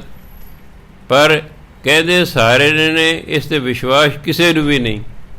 ਈਵਨ ਸੰਤਾਂ ਮਹਾਤਮਾ ਨੂੰ ਇਸ ਲਾਈਨ 'ਤੇ ਵਿਸ਼ਵਾਸ ਨਹੀਂ। ਚਲੋ ਪੋਲੀਟੀਕਲ ਬੰਦਿਆਂ 'ਤੇ ਕੀ ਹੋਣਾ? ਇੱਕ ਪੋਲੀਟੀਕਲ ਬੰਦਾ ਮਰਗ 'ਤੇ ਆ ਗਿਆ ਜਿੱਥੇ ਸਾਡੇ ਗੁਰਦੁਆਰੇ 'ਚ, ਉਹਨੇ ਕਿਤੇ ਲਾਈਨ ਯਾਦ ਕਰ ਸੀ, ਗਣ ਘਾਲੇ ਸਭ ਦਿਵਸ ਸਾਸ ਨੇ ਵੱਢਣ ਘਟਣ ਤਿਲ ਸਾਰ। ਭਾਈ ਪਰਮਾਤਮਾ ਨੇ ਜਿੰਨੇ ਸਵਾਸ ਗਿਣ ਕੇ ਪਾਤੇ ਨੇ ਉਹਨੇ ਭੋਗਣੇ ਹੁੰਦੇ ਨੇ, ਇਹ ਵੱਧਦੇ ਘਟਦੇ ਨਹੀਂ ਹੈਗੇ। ਬਾਹਰ ਅਸੀਂ ਚਾਹ ਪੀ ਰਹੇ, ਮੈਂ ਜੀ ਤੁਸੀਂ ਐ ਕਿਹਾ ਸੀ, ਕੀ ਤੁਹਾਨੂੰ ਇਸ ਲਾਈਨ 'ਤੇ ਵਿਸ਼ਵਾਸ ਹੈ? ਉਹਨੇ ਕਿਹਾ ਫਸ ਗਏ ਬਈ। ਚਲੋ ਮੈਂ ਜੇ ਤੁਹਾਨੂੰ ਇਸ ਲਾਈਨ 'ਤੇ ਵਿਸ਼ਵਾਸ ਹੈ ਫਿਰ ਬੋਡੀਗਾਰਡ ਕਿਉਂ ਰੱਖੇ ਨੇ? ਇਹ ਤਾਂ ਅਸੀਂ ਇਸ ਲਈ ਰੱਖੇ ਨੇ ਤੁਹਾਨੂੰ ਮਾਰ ਨਾ ਦੇਵੇ। ਅਤੇ ਜਿੱਦੇ ਆ ਜਾਣੀ ਹੈ ਉਹਦੇ ਇੰਦਰਾ ਗਾਂਧੀ ਦੇ ਦੁਆਲੇ 200 ਬੋਡੀਗਾਰਡ ਸਨ, ਤਾਂ ਵੀ ਮਾਰਤਾ ਅਗਲੇ ਨੇ, ਬੇਅੰਤ ਸਿੰਘ ਨੂੰ ਮਾਰਤਾ। ਜਿੱਦੇ ਨਹੀਂ ਆਈ ਉਹਨੇ ਨਹੀਂ ਮਰਨਾ। ਪਰ ਮੈਂ ਦੇਖਿਆ ਸੰਤ ਮਾਤਾ ਬੋਡੀਗਾਰਡ ਲਈ ਫਿਰਦੇ ਨੇ। ਕਿਸੇ ਨੂੰ ਵੀ ਗੁਰਬਾਣੀ ਦੀ ਇਸ ਲਾਈਨ 'ਤੇ ਵਿਸ਼ਵਾਸ ਨਹੀਂ ਹੈ। ਹਾਲਾਂਕਿ ਬਾਣੀ 'ਤੇ ਜੋ ਲਿਖਿਆ ਸੱਚ ਲਿਖਿਆ ਹੋਇਆ ਹੈ। ਬਾਣੀ ਜੋ ਲਿਖਿਆ ਸੱਚ ਲਿਖਿਆ, ਉਹਨੂੰ ਕੋਈ ਝੂਠਾ ਨਹੀਂ ਕਹਿ ਸਕਦਾ। ਤਾਂ ਗੁਰੂ ਮਹਾਰਾਜ ਕਹਿੰਦੇ ਇਹ ਸੰਸਾਰ ਵਿਅਰਥ ਦੇ ਸੰਸਿਆਂ 'ਚ ਪਿਆ ਹੋਇਆ ਹੈ ਵੀ ਕਿਤੇ ਐ ਨਾ ਹੋ ਜਾਏ, ਕਿਤੇ ਉਹ ਨਾ ਹੋ ਜਾਏ। ਹਮੇਸ਼ਾ ਹੀ ਸ਼ੰਕਾ ਬਣਿਆ ਰਹਿੰਦਾ ਬੰਦੇ ਦਾ। ਤਰਿਓ ਬ੍ਰਹਮ ਗਿਆਨੀ। ਇਸ ਸੰਸਿਆ ਰੂਪੀ ਸੰਸਾਰ ਨੂੰ ਕੌਣ ਤਰਦਾ? ਜਿਹੜੇ ਬ੍ਰਹਮ ਗਿਆਨੀ ਨੇ। ਬ੍ਰਹਮ ਗਿਆਨੀ ਦੇ ਪਤਾ ਹੁੰਦਾ ਵੀ ਜੋ ਹੋਣਾ ਉਹ ਹੋ ਕੇ ਹੀ ਰਹਿਣਾ, ਉਹ ਨਿਸ਼ਚਿਤ ਰਹਿੰਦੇ ਨੇ। ਬ੍ਰਹਮ ਗਿਆਨੀ ਨੂੰ ਪਤਾ ਹੈ ਕਿ ਮੈਂ ਤਤੀ ਤਵੀਆਂ 'ਤੇ ਬਹਿਣਾ, ਬਸ ਪਤਾ ਹੈ, ਬਸ ਬਹਿ ਗਏ ਉਹ। ਜਿਹਨੂੰ ਨਹੀਂ ਸੀ ਪਤਾ ਉਹ ਮੀਆਂ ਮੀਰ ਜੀ ਚੱਲ ਕੇ ਐਡੀ ਦੂਰ ਹੋਇਆ, ਹਾਲਾਂਕਿ ਉਹ ਮਹਾਂਪੁਰਖ ਸਨ। ਉਹ ਚੱਲ ਕੇ ਆਏ, ਕਹਿ ਜੀ ਮੈਨੂੰ ਹੁਕਮ ਕਰੋ, ਮੈਂ ਤੁਹਾਡੀ ਤਵੀ ਠੰਡੀ ਕਰਦਾ। ਗੁਰੂ ਮਹਾਰਾਜ ਕਹਿੰਦੇ ਨਹੀਂ, ਸਾਨੂੰ ਪਰਮਾਤਮਾ ਦਾ ਹੁਕਮ ਹੈ ਕਿ ਅਸੀਂ ਇਸ 'ਤੇ ਬੈਠਣਾ ਹੈ, ਇਹ ਸਾਨੂੰ ਦਾ ਹੁਕਮ ਹੈ। ਇਸ ਲਈ ਜੇ ਠੰਡੀ ਕਰਨੀ ਤਾਂ ਅਸੀਂ ਕਰ ਦਿਆਂਗੇ, ਹੁਕਮ ਹੈ। ਉਹਦੇ ਹੁਕਮ 'ਚ ਹੋ ਰਹਿੰਦੇ ਨੇ, ਆਪਣੀ ਮਰਜ਼ੀ ਨਹੀਂ ਕਰਦੇ ਹੈਗੇ। ਸਾਡੇ ਕੋਲ ਸ਼ਕਤੀ ਹੁੰਦੀ ਤਾਂ ਅਸੀਂ ਠੰਡੀ ਕਰ ਦਿੰਦੇ ਵੀ ਜ਼ਰੂਰੀ ਤਤੀ ਤਵੀ 'ਤੇ ਬਹਿਣਾ, ਇਹ ਤਵੀ ਇਹ ਠੰਡੀ ਹੋ ਜਾ, ਉਹਨੇ ਹੋ ਜਾਣਾ ਸੀ ਠੰਡੀ। ਤਵੀ ਦੀ ਕੀ ਤਾਕਤ ਸੀ ਠੰਡੀ ਨਾ ਹੁੰਦੀ। ਹੁਣ ਦੇਖੋ ਕੌਡੇ ਰਾਖਸ਼ ਨੇ ਮਰਦਾਨਾ ਜੀ ਨੇ ਇਹ ਐਂ ਚੱਕ ਲਿਆ, ਅੱਗੇ ਕੜਾਹਾ ਤੇਲ ਦਾ ਉਬਲ ਰਿਹਾ, ਉਹਦੇ ਵਿੱਚ ਸੁੱਟਣ ਲੱਗਾ, ਮੇਰੇ ਤਲ ਕੇ ਖਾਊਂਗਾ। ਮਗਰ ਗੁਰੂ ਨਾਨਕ ਜੀ ਨੇ ਕਿਹਾ ਧੰਨ ਕਰਤਾਰ। ਜਿਉਂ ਹੀ ਧੰਨ ਕਰਤਾਰ ਕਿਹਾ ਉਹ ਅੱਗ ਬੁਝ ਗਈ। ਜਿਹੜੀ ਬੱਚੇ ਕੜਾਹਾ ਬਿਲਕੁਲ ਠੰਡਾ ਠਾਰ ਹੋ ਗਿਆ, ਉਹ 'ਤੇ ਹੱਕਾ ਬੱਕਾ ਰਹਿ ਗਿਆ। ਉਹਨੇ ਮਰਦਾਨਾ ਜੀ ਨੂੰ ਹੇਠਾਂ ਰੱਖਤਾ, ਸੁੱਟਣ ਦੇ ਕੀ ਇੰਨੀ ਕਿ ਇਹ ਨਹੀਂ ਕਿਹਾ ਇਹ ਅੱਗੇ ਬੁਝ ਜਾ, ਇਹ ਕੜਾਹੇ ਤੋਂ ਠੰਡਾ ਹੋ ਜਾ, ਨਹੀਂ, ਸਿਰਫ ਇੰਨੀ ਮਰ ਗਿਆ ਧੰਨ ਕਰਤਾਰ। ਇਹ ਜਿਹੜੀ ਕੁਦਰਤ ਹੈ ਨਾ, ਉਂਝ ਕੁਦਰਤ ਦੇ ਆਪਣੇ ਅਸੂਲ ਨੇ, ਪਰ ਬ੍ਰਹਮ ਗਿਆਨੀ ਦੀ ਕੁਦਰਤ ਆਪਣੇ ਅਸੂਲ ਬਦਲ ਲੈਂਦੀ ਹੈ। ਪੱਥਰ ਸਖਤ ਹੁੰਦਾ, ਇਸ 'ਚ ਕੋਈ ਸ਼ੱਕ ਨਹੀਂ, ਪਰ ਬ੍ਰਹਮ ਗਿਆਨੀ ਨੇ ਹੱਥ ਲਾਇਆ, ਪੱਥਰ ਨਰਮ ਹੋ ਗਿਆ, ਹੱਥ ਵਿੱਚ ਖੁੱਭ ਗਿਆ। ਪਹਾੜ ਡਿੱਗ ਰਿਹਾ ਉੱਤੋਂ। ਸਵਾਮੀ ਰਾਮ ਜੀ ਕਹਿੰਦੇ ਮੈਂ ਤੇ ਮੇਰਾ ਗੁਰੂ ਜਾ ਰਹੇ ਸੀ, ਬਰਸਾਤ ਦਾ ਮੌਸਮ ਸੀ, ਪਹਾੜ ਡਿੱਗ ਰਿਹਾ ਉੱਤੋਂ। ਮੈਂ ਸਵਾਮੀ ਜੀ ਰੁਕ ਜਾਓ, ਪਹਾੜ ਡਿੱਗ ਰਿਹਾ। ਉਹ ਪਹਾੜ ਵੱਲ ਦੇਖ ਕੇ ਐ ਪਰਬਤ ਰੁਕ ਜਾਓ, ਕਹਿੰਦੇ ਪਹਾੜ ਉੱਥੇ ਰੁਕ ਗਿਆ। ਅਸੀਂ ਲੰਘ ਗਏ, ਜੇ ਕਾਫੀ ਦੂਰ ਚਲੇ ਗਏ, ਉਹ ਪਹਾੜ ਵੱਲ ਕੇ ਐ ਪਰਬਤ ਅਗਰ ਤੁਮਨੇ ਗਿਰਨਾ ਤਾਂ ਗਿਰ ਜਾਓ। ਅਤੇ ਕਿਤੇ ਪਹਾੜ ਧੜਮ ਕਰਕੇ ਤੇ ਡਿੱਗ ਪਿਆ, ਅਤੇ ਸਰਕਾਰ ਦੇ ਬਲਡੋਜ਼ਰ ਕਿਤੇ ਹੋਰ ਕਿੰਨੀ ਦੇਰ ਲੱਗੇ ਰਹੇ ਸੜਕ ਸਾਫ਼ ਕਰਨ। ਕੁਦਰਤ ਬ੍ਰਹਮ ਗਿਆਨੀ ਦੇ ਅਧੀਨ ਹੁੰਦੀ ਹੈ, ਕਿਉਂਕਿ ਬ੍ਰਹਮ ਗਿਆਨੀ ਆਪ ਪਰਮੇਸ਼ਰ ਹੈ, ਉਹਨੀਆਂ ਸ਼ਕਤੀਆਂ ਦਾ ਮਾਲਕ ਹੁੰਦਾ ਹੈ, ਇਸ ਲਈ ਜੋ ਚਾਹੇ ਕਰ ਸਕਦਾ ਹੈ। ਪਰ ਬ੍ਰਹਮ ਗਿਆਨੀ ਇਸ ਤਰ੍ਹਾਂ ਕਰਦਾ ਰਹੀ, ਉਹ ਉਹਦੀ ਰਜ਼ਾ 'ਚ ਰਹਿੰਦਾ ਹੈ। ਸੋ ਇਸ ਲਈ ਬ੍ਰਹਮ ਗਿਆਨੀ ਨੂੰ ਤਾਂ ਪਤਾ ਹੁੰਦਾ ਹੈ ਕਿ ਇਹ ਤਾਂ ਸੰਸਿਆ ਭਰਿਆ ਸੰਸਾਰ ਹੈ, ਇਹ ਐਵੇਂ ਹੀ ਡਰੀ ਜਾਂਦੇ ਨੇ ਫਜ਼ੂਲ ਦੇ, ਜੋ ਹੋਣਾ ਉਹ ਤਾਂ ਹੋ ਕੇ ਰਹਿਣਾ ਹੈ। ਇਸ ਲਈ ਉਹ ਇਸ ਭਵ ਸਾਗਰ ਨੂੰ ਤਰ ਜਾਂਦਾ। ਜਿਸੈ ਜਗਾਏ ਪਿਆਏ ਹਰ ਰਸ ਅਕਥ ਕਥਾ ਤੈਨ ਜਾਣੀ। ਜਿਹਨੂੰ ਕਹਿੰਦਾ ਪਰਮਾਤਮਾ ਜਗਾਉਂਦਾ ਨਾ, ਉਹ ਫਿਰ ਇਸ ਹਰੀ ਰਸ ਨੂੰ ਪੀਂਦਾ ਹੈ। ਪਰਮਾਤਮਾ ਜਗਾਉਂਦਾ ਹੈ, ਕਈ ਜਿਸ ਤੋਂ ਪਹਿਲਾਂ ਹੀ ਜਾਗਦੇ ਆ, ਆਹ ਜਾਗਣਾ ਨਹੀਂ ਹੈ। ਅਗਿਆਨਤਾ ਦੇ ਵਿੱਚੋਂ ਬਾਹਰ ਆਉਣਾ ਹੀ ਜਾਗਣਾ ਹੁੰਦਾ ਹੈ। ਜਿਸੈ ਜਗਾਏ ਪਿਆਏ ਹਰ ਰਸ, ਜਿਹਨੂੰ ਪਰਮਾਤਮਾ ਜਗਾਉਂਦਾ ਹੈ, ਉਹਨੂੰ ਫਿਰ ਹਰੀ ਰਸ ਪਿਲਾਉਂਦਾ। ਭਾਵ ਨੂੰ ਨਾਮ ਜਪਣ ਦੇ ਵਿੱਚ ਰਸ ਆਉਣ ਲੱਗ ਜਾਂਦਾ। ਅਕਥ ਕਥਾ ਤਿੰਨ ਜਾਣੇ। ਅਕਥ ਕਥਾ ਪਰਮਾਤਮਾ ਦੀ ਸਿਫਤ ਸਲਾਹ ਕਰਨਾ ਸਾਰੀ ਨਹੀਂ ਕੀਤੀ ਜਾ ਸਕਦੀ, ਇਹ ਅਕਥ ਹੈ। ਪਰਮਾਤਮਾ ਦੀ ਸਿਫਤ ਸਲਾਹ ਅਕਥ ਹੈ, ਇਹ ਸਾਰੀ ਦੀ ਸਾਰੀ ਕਥਨ ਨਹੀਂ ਕੀਤੀ ਜਾ ਸਕਦੀ, ਪਰ ਉਹਨਾਂ ਨੂੰ ਪਰਮਾਤਮਾ ਦੀ ਸਿਫਤ ਸਲਾਹ ਦਾ ਗਿਆਨ ਹੋ ਜਾਂਦਾ, ਕਿਉਂਕਿ ਪਰਮਾਤਮਾ ਉਹਨਾਂ ਨੂੰ ਜਗਾ ਦਿੱਤਾ। ਮੋਹ ਮਾਇਆ ਦੀ ਨੀਚ ਉਹਨਾਂ ਨੂੰ ਗਿਆਨ ਹੋ ਗਿਆ। ਫਿਰ ਕਦੇ ਜਾ ਕੋ ਆਏ ਸੋਈ ਬਿਹਾਜੋ, ਹਰ ਗੁਰ ਤੇ ਮਨੇ ਬਸੇਰਾ। ਵਿਹਾਜਣ ਦੇ ਦੋ ਅਰਥ ਹੁੰਦੇ ਨੇ, ਇੱਕ ਹੁੰਦਾ ਖਰੀਦਣਾ, ਦੂਜਾ ਹੁੰਦਾ ਇਕੱਠਾ ਕਰਨਾ।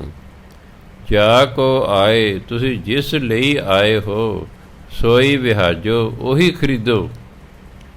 ਜੋ ਤੁਸੀਂ ਖਰੀਦਣ ਆਏ ਹੋ, ਜੋ ਤੁਸੀਂ ਇੱਥੇ ਕੰਮ ਕਰਨ ਆਏ ਹੋ, ਜੋ ਤੁਸੀਂ ਇਕੱਠਾ ਕਰਨ ਆਏ ਹੋ, ਉਹੀ ਕਰੋ। ਤੁਸੀਂ ਇਕੱਠਾ ਕੀ ਕਰਨਾ ਆ? ਨਾਮ ਧਨ। ਪਰ ਬੰਦਾ ਸੰਸਾਰਿਕ ਧਨ ਇਕੱਠਾ ਕਰਨ 'ਤੇ ਲੱਗਾ ਹੋਇਆ ਹੈ। ਹਰ ਗੁਰ ਤੇ ਮਨੇ ਬਸੇਰਾ, ਹਰ ਗੁਰ ਤੇ ਮਨੇ ਬਸੇਰਾ। ਗੁਰੂ ਦੇ ਰਾਹੀਂ ਫਿਰ ਹਰੀ ਮਨ 'ਚ ਵਸ ਜਾਂਦਾ ਹੈ। ਨਿਜ ਕਰ ਮਹਿਲ ਪਾਵੋ ਸੁਖ ਸਹਿਜ। ਨਿਜ ਘਰ, ਪਰਮਾਤਮਾ ਦੇ ਘਰ ਨੂੰ ਕਹਿੰਦੇ ਨਿਜ ਘਰ। ਅਸਲ ਸਾਡਾ ਘਰ ਪਰਮਾਤਮਾ ਦਾ ਘਰ ਹੈ। ਜਿਵੇਂ ਤੁਹਾਡੀਆਂ ਧੀਆਂ ਨੇ, ਤੁਸੀਂ ਜਿਹੜੇ ਸਿਆਣੀ ਮਾਵਾਂ ਨੇ, ਉਹਨਾਂ ਨੂੰ ਸਮਝਾਉਂਦੀਆਂ ਨੇ ਵਿਆਹ ਵੇਲੇ ਕਿ ਭਾਈ ਅਸਲੀ ਘਰ ਤੇਰਾ ਪਤੀ ਦਾ ਘਰ ਹੈ। ਆਹ ਪੇਕਾ ਘਰ ਤੇ ਕੁਝ ਸਮੇਂ ਲਈ ਸੀ, ਇਹ ਤੇ ਕੁਝ ਸਾਲਾਂ ਲਈ ਸੀ। ਅਸਲੀ ਘਰ ਤਾਂ ਤੇਰਾ ਪਤੀ ਦਾ ਘਰ। ਇਹ ਨਾ ਸਮਝਾਉਣ ਕਾਰਨ ਅਤੇ ਮਾਵਾਂ ਨੂੰ ਇਹ ਨਾ ਗਿਆਨ ਹੋਣ ਕਾਰਨ ਅੱਜ ਕੱਲ੍ਹ ਮੋਬਾਈਲ ਹੋ ਗਏ ਨੇ। ਸੱਸ ਨੇ 2 ਸ਼ਬਦ ਕਹਤੇ, ਪਤੀ ਨੇ 2 ਸ਼ਬਦ ਕਹਤੇ, ਜਾਂ ਕਿਤੇ ਨਨਾਣ ਜਠਾਣੀ ਨੇ ਕਹਤੇ, ਫਿਰ ਘਰ ਟੈਲੀਫੋਨ ਕਰਦੀ ਹੈ, ਮੈਨੂੰ ਇਹ ਕਹਿੰਦੇ ਨੇ, ਅੱਗੋਂ ਮਾਂ ਵੀ ਇੱਕ ਪਤੀ ਹੋਈ ਹੈ ਕਿ ਇਹ ਤੈਨੂੰ ਕੌਣ ਨੇ ਕਹਿਣ ਵਾਲੇ, ਤੂੰ ਆ ਜਾ, ਅਸੀਂ ਦੇਖਾਂਗੇ ਨਾ, ਥਾਣੇ ਖਿਚਾਈ ਕਰਾਂਗੇ ਨਾ ਦੀ। ਉਹ ਸਗੋਂ ਚਾਂਬਲ ਜਾਂਦੀ ਹੈ, ਅਟੈਚੀ ਚੱਕਦੀ ਹੈ, ਆਪਣੇ ਗਹਿਣੇ ਵੀ ਇਕੱਠੇ ਕੀਤੇ, ਸਹੁਰਿਆਂ ਦੇ ਵੀ ਕੀਤੇ, ਅਤੇ ਪੇਕੇ ਆ ਜਾਂਦੀ। ਰੱਖੀ ਰੱਖੋ ਜੀ ਹੁਣ। ਅਤੇ ਜੇ ਕਹਿ ਪਏ ਸਾਨੂੰ ਨਹੀਂ ਪਤਾ, ਅਸੀਂ ਤੇਰਾ ਵਿਆਹ ਕਰਤਾ, ਔਖੀ ਰਹਿ ਸੌਖੀ ਰਹਿ, ਉੱਥੇ ਰਹਿ, ਸਾਡੇ ਨਾ ਹੀ। ਤੀਸਰੇ ਪਾਤਸ਼ਾਹ ਨੇ ਆਪਣੀ ਸਪੁੱਤਰੀ ਵਿਆਹ ਤੀ, ਕਿਸੇ ਕਾਰਨ ਇਕੱਲੀ ਆ ਰਹੀ ਹੈ ਮਿਲਣ। ਤੀਸਰੇ ਪਾਤਸ਼ਾਹ ਸੋਚਿਆ ਵੀ ਨਾਲ ਪਤੀ ਨਹੀਂ ਹੈਗਾ, ਵੀ ਕੋਈ ਗੜਬੜ ਹੈ। ਜਦੋਂ ਘਰ ਦੇ ਨੇੜੇ ਹੀ ਬਾਹਰ ਹੀ ਸਨ, ਹੱਥ ਐਸੇ ਕਿ ਚੱਲ ਭੱਜ ਵੀ ਜਿੱਥੋਂ ਆਈ ਹੈ, ਚੱਲ ਮੋੜਤੀ, ਘਰ ਨਹੀਂ ਬਣਨ ਦਿੱਤੀ, ਚੱਲ ਵਾਪਸ ਭੇਜਤੀ। ਗੁਰੂ ਮਹਾਰਾਜ ਨੇ ਆਪਣੀ ਲੜਕੀ ਨੂੰ ਘਰ ਨਹੀਂ ਬਣਨ ਦਿੱਤਾ, ਵੀ ਇਕੱਲੀ ਆਈ ਹੈ, ਗੜਬੜ ਹੈ ਕੋਈ।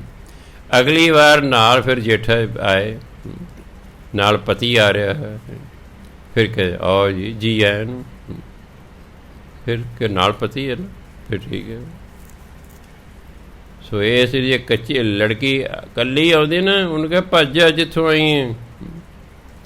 ਇੱਥੇ ਸਾਡੇ ਕਿਰਾਏਦਾਰ ਰਹਿੰਦੇ ਸੀ, 5 ਸਾਲ ਹੋ, 4-5 ਸਾਲ ਰਹੇ ਹੋ।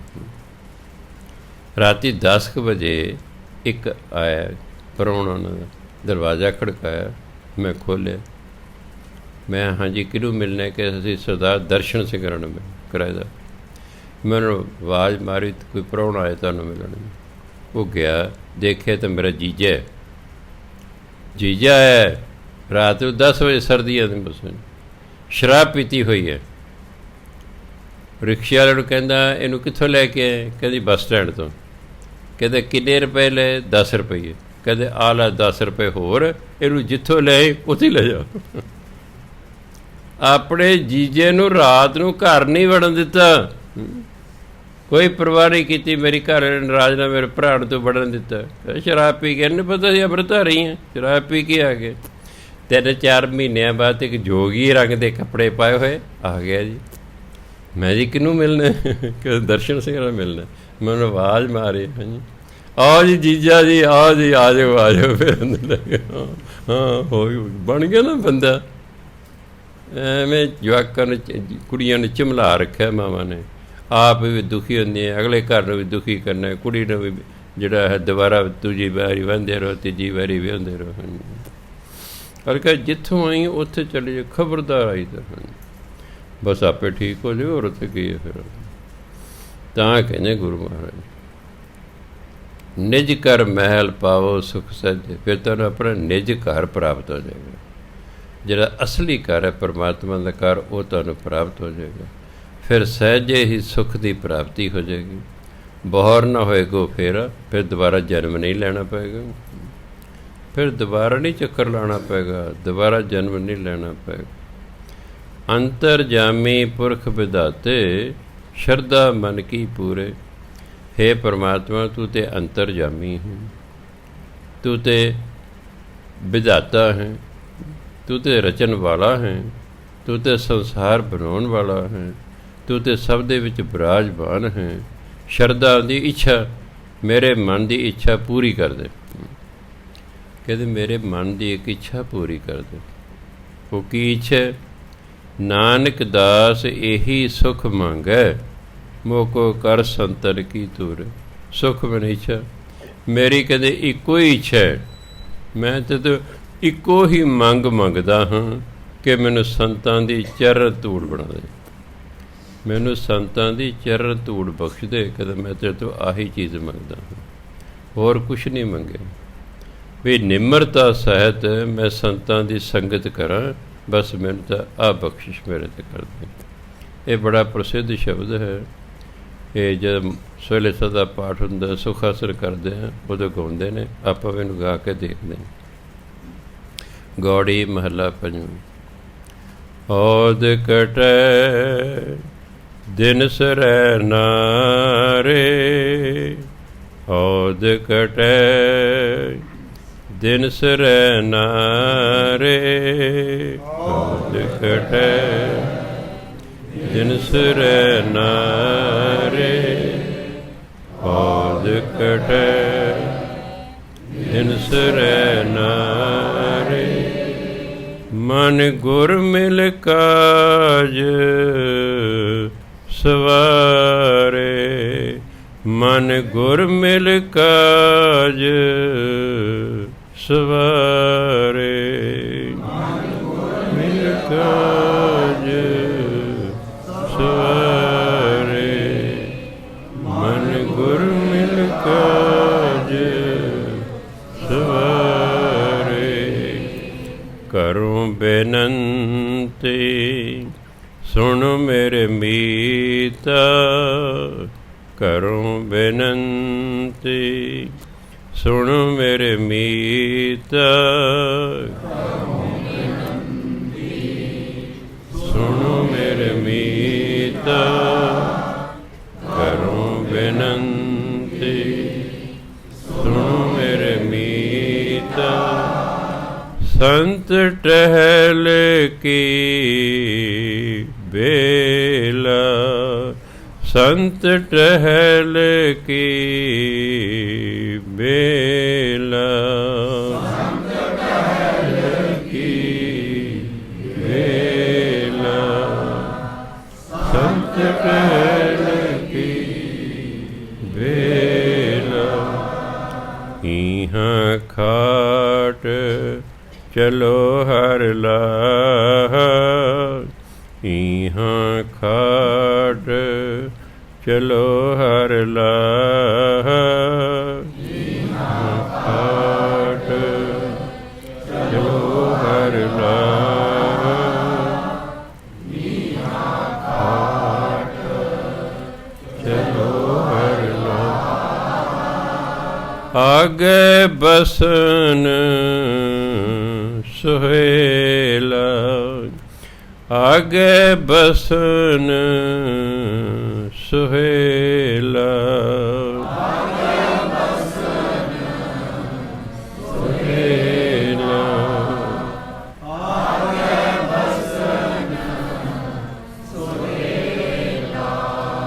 ਇਹ ਸੰਸਾਰ ਵਿਕਾਰ ਸੰਸੈ ਮੈਂ, ਇਹ ਸੰਸਾਰ ਵਿਕਾਰ ਸੰਸੇ ਮੈਂ, ਇਹ ਸੰਸਾਰ ਵਿਕਾਰ ਸੰਸੇ ਮੈਂ, ਇਹ ਸੰਸਾਰ ਵਿਕਾਰ ਸੰਸੇ ਮੈਂ। ਤਰਿਓ ਬ੍ਰਹਮ ਗਿਆਨੀ, ਤਰਿਓ ਬ੍ਰਹਮ ਗਿਆਨੀ, ਤਰਿਓ ਬ੍ਰਹਮ ਗਿਆਨੀ, ਤਰਿਓ ਬ੍ਰਹਮ ਗਿਆਨੀ।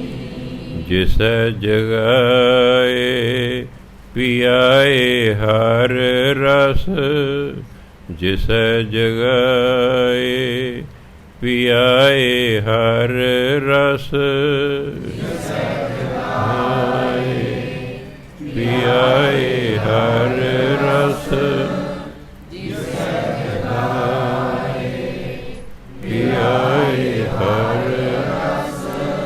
ਅਕਥ ਕਥਾ ਤਿਨ ਜਾਨੀ, ਅਕਥ ਕਥਾ ਤਿਨ ਜਾਨੀ, ਅਕਥ ਕਥਾ ਤਿਨ ਜਾਨੀ, ਅਕਥ ਕਥਾ ਤਿਨ ਜਾਨੀ।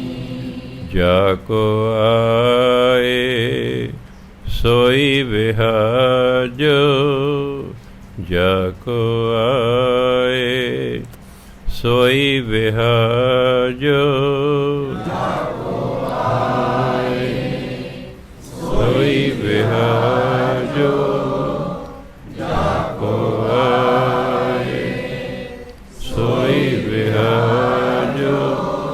ਹਰਿ ਗੁਰ ਤੇ ਮਨੈ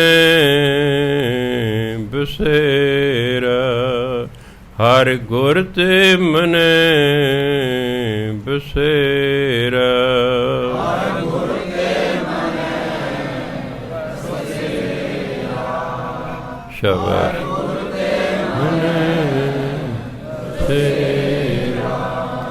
ਨਿਜ ਘਰ ਮਹਿਲ ਪਾਵੋ ਸੁਖ ਸਹਿਜੇ, ਨਿਜ ਘਰ ਮਹਿਲ ਪਾਵੋ ਸੁਖ ਸਹਿਜੇ, ਮਹਿਲ ਪਾਵੋ ਸੁਖ ਸਹਿਜੇ, ਨਿਜ ਘਰ ਮਹਿਲ ਪਾਵੋ ਸੁਖ ਸਹਿਜੇ। ਬਹਰ ਨ ਹੋਏਗੋ ਫੇਰਾ, ਬਹਰ ਨ ਹੋਏਗੋ ਫੇਰਾ, ਬਹਰ ਨ ਹੋਏਗੋ ਫੇਰਾ, ਬਹਰ ਨ ਹੋਏਗੋ ਫੇਰਾ। ਅੰਤਰਜਾਮੀ ਪੁਰਖ ਵਿਦਾਤੇ, ਅੰਤਰਜਾਮੀ ਪੁਰਖ ਵਿਦਾਤੇ, ਅੰਤਰਜਾਮੀ ਪੁਰਖ ਵਿਦਾਤੇ, ਅੰਤਰਜਾਮੀ ਪੁਰਖ ਵਿਦਾਤੇ। ਸ਼ਰਧਾ ਮਨ ਕੀ ਪੂਰੇ, ਸ਼ਰਧਾ ਮਨ ਕੀ ਪੂਰੇ, ਸ਼ਰਧਾ ਮਨ ਕੀ ਪੂਰੇ, ਸ਼ਰਧਾ ਮਨ ਕੀ ਪੂਰੇ। ਨਾਨਕ ਦਾਸ ਇਹੀ ਸੁਖ ਮੰਗੈ, ਨਾਨਕ ਦਾਸ ਇਹੀ ਸੁਖ ਮੰਗੈ, ਨਾਨਕ ਦਾਸ ਇਹੀ ਸੁਖ ਮੰਗੈ, ਨਾਨਕ ਦਾਸ ਇਹੀ ਸੁਖ ਮੰਗੈ। ਮੋਕੋ ਕਰ ਸੰਤਨ ਕੀ ਤੂਰੇ, ਮੋਕੋ ਕਰ ਸੰਤਨ ਕੀ ਤੂਰੇ, ਮੋਕੋ ਕਰ ਸੰਤਨ ਕੀ ਤੂਰੇ, ਮੋਕੋ ਕਰ ਸੰਤਨ ਕੀ ਤੂਰੇ। ਗੌੜੀ ਮਹੱਲਾ ਪੰਜਵਾਂ। ਰਾਖ ਪਿਤਾ ਪ੍ਰਭ ਮੇਰੇ, ਮੋਹਿ ਨਿਰਗੁਣ ਸਭ ਗੁਣ ਤੇਰੇ। ਹੇ ਮੇਰੇ ਪਿਤਾ ਪਰਮਾਤਮਾ, ਮੇਰੀ ਰੱਖਿਆ ਕਰ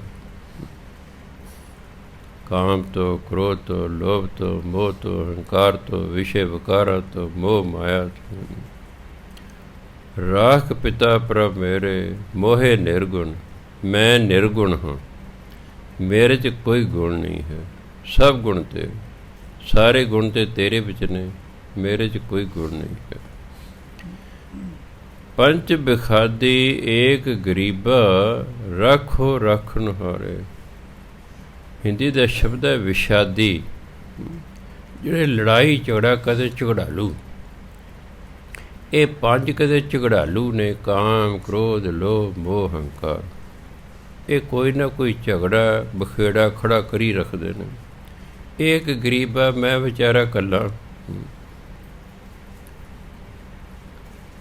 ਮੈਂ ਇਕੱਲਾ, ਤੇ ਪੰਜ ਜਿਹੜੇ ਮੇਰੇ ਨਾਲ ਝਗੜਾ ਕਰਦੇ ਰਹਿੰਦੇ ਨੇ। ਰੱਖੋ ਰੱਖਣ ਹਾਰੇ। ਹੇ ਰੱਖਿਆ ਕਰਨ ਵਾਲੇ ਪਰਮਾਤਮਾ, ਮੇਰੀ ਇਹਨਾਂ ਤੋਂ ਰੱਖਿਆ ਕਰੋ, ਮੈਨੂੰ ਇਹਨਾਂ ਤੋਂ ਬਚਾਓ।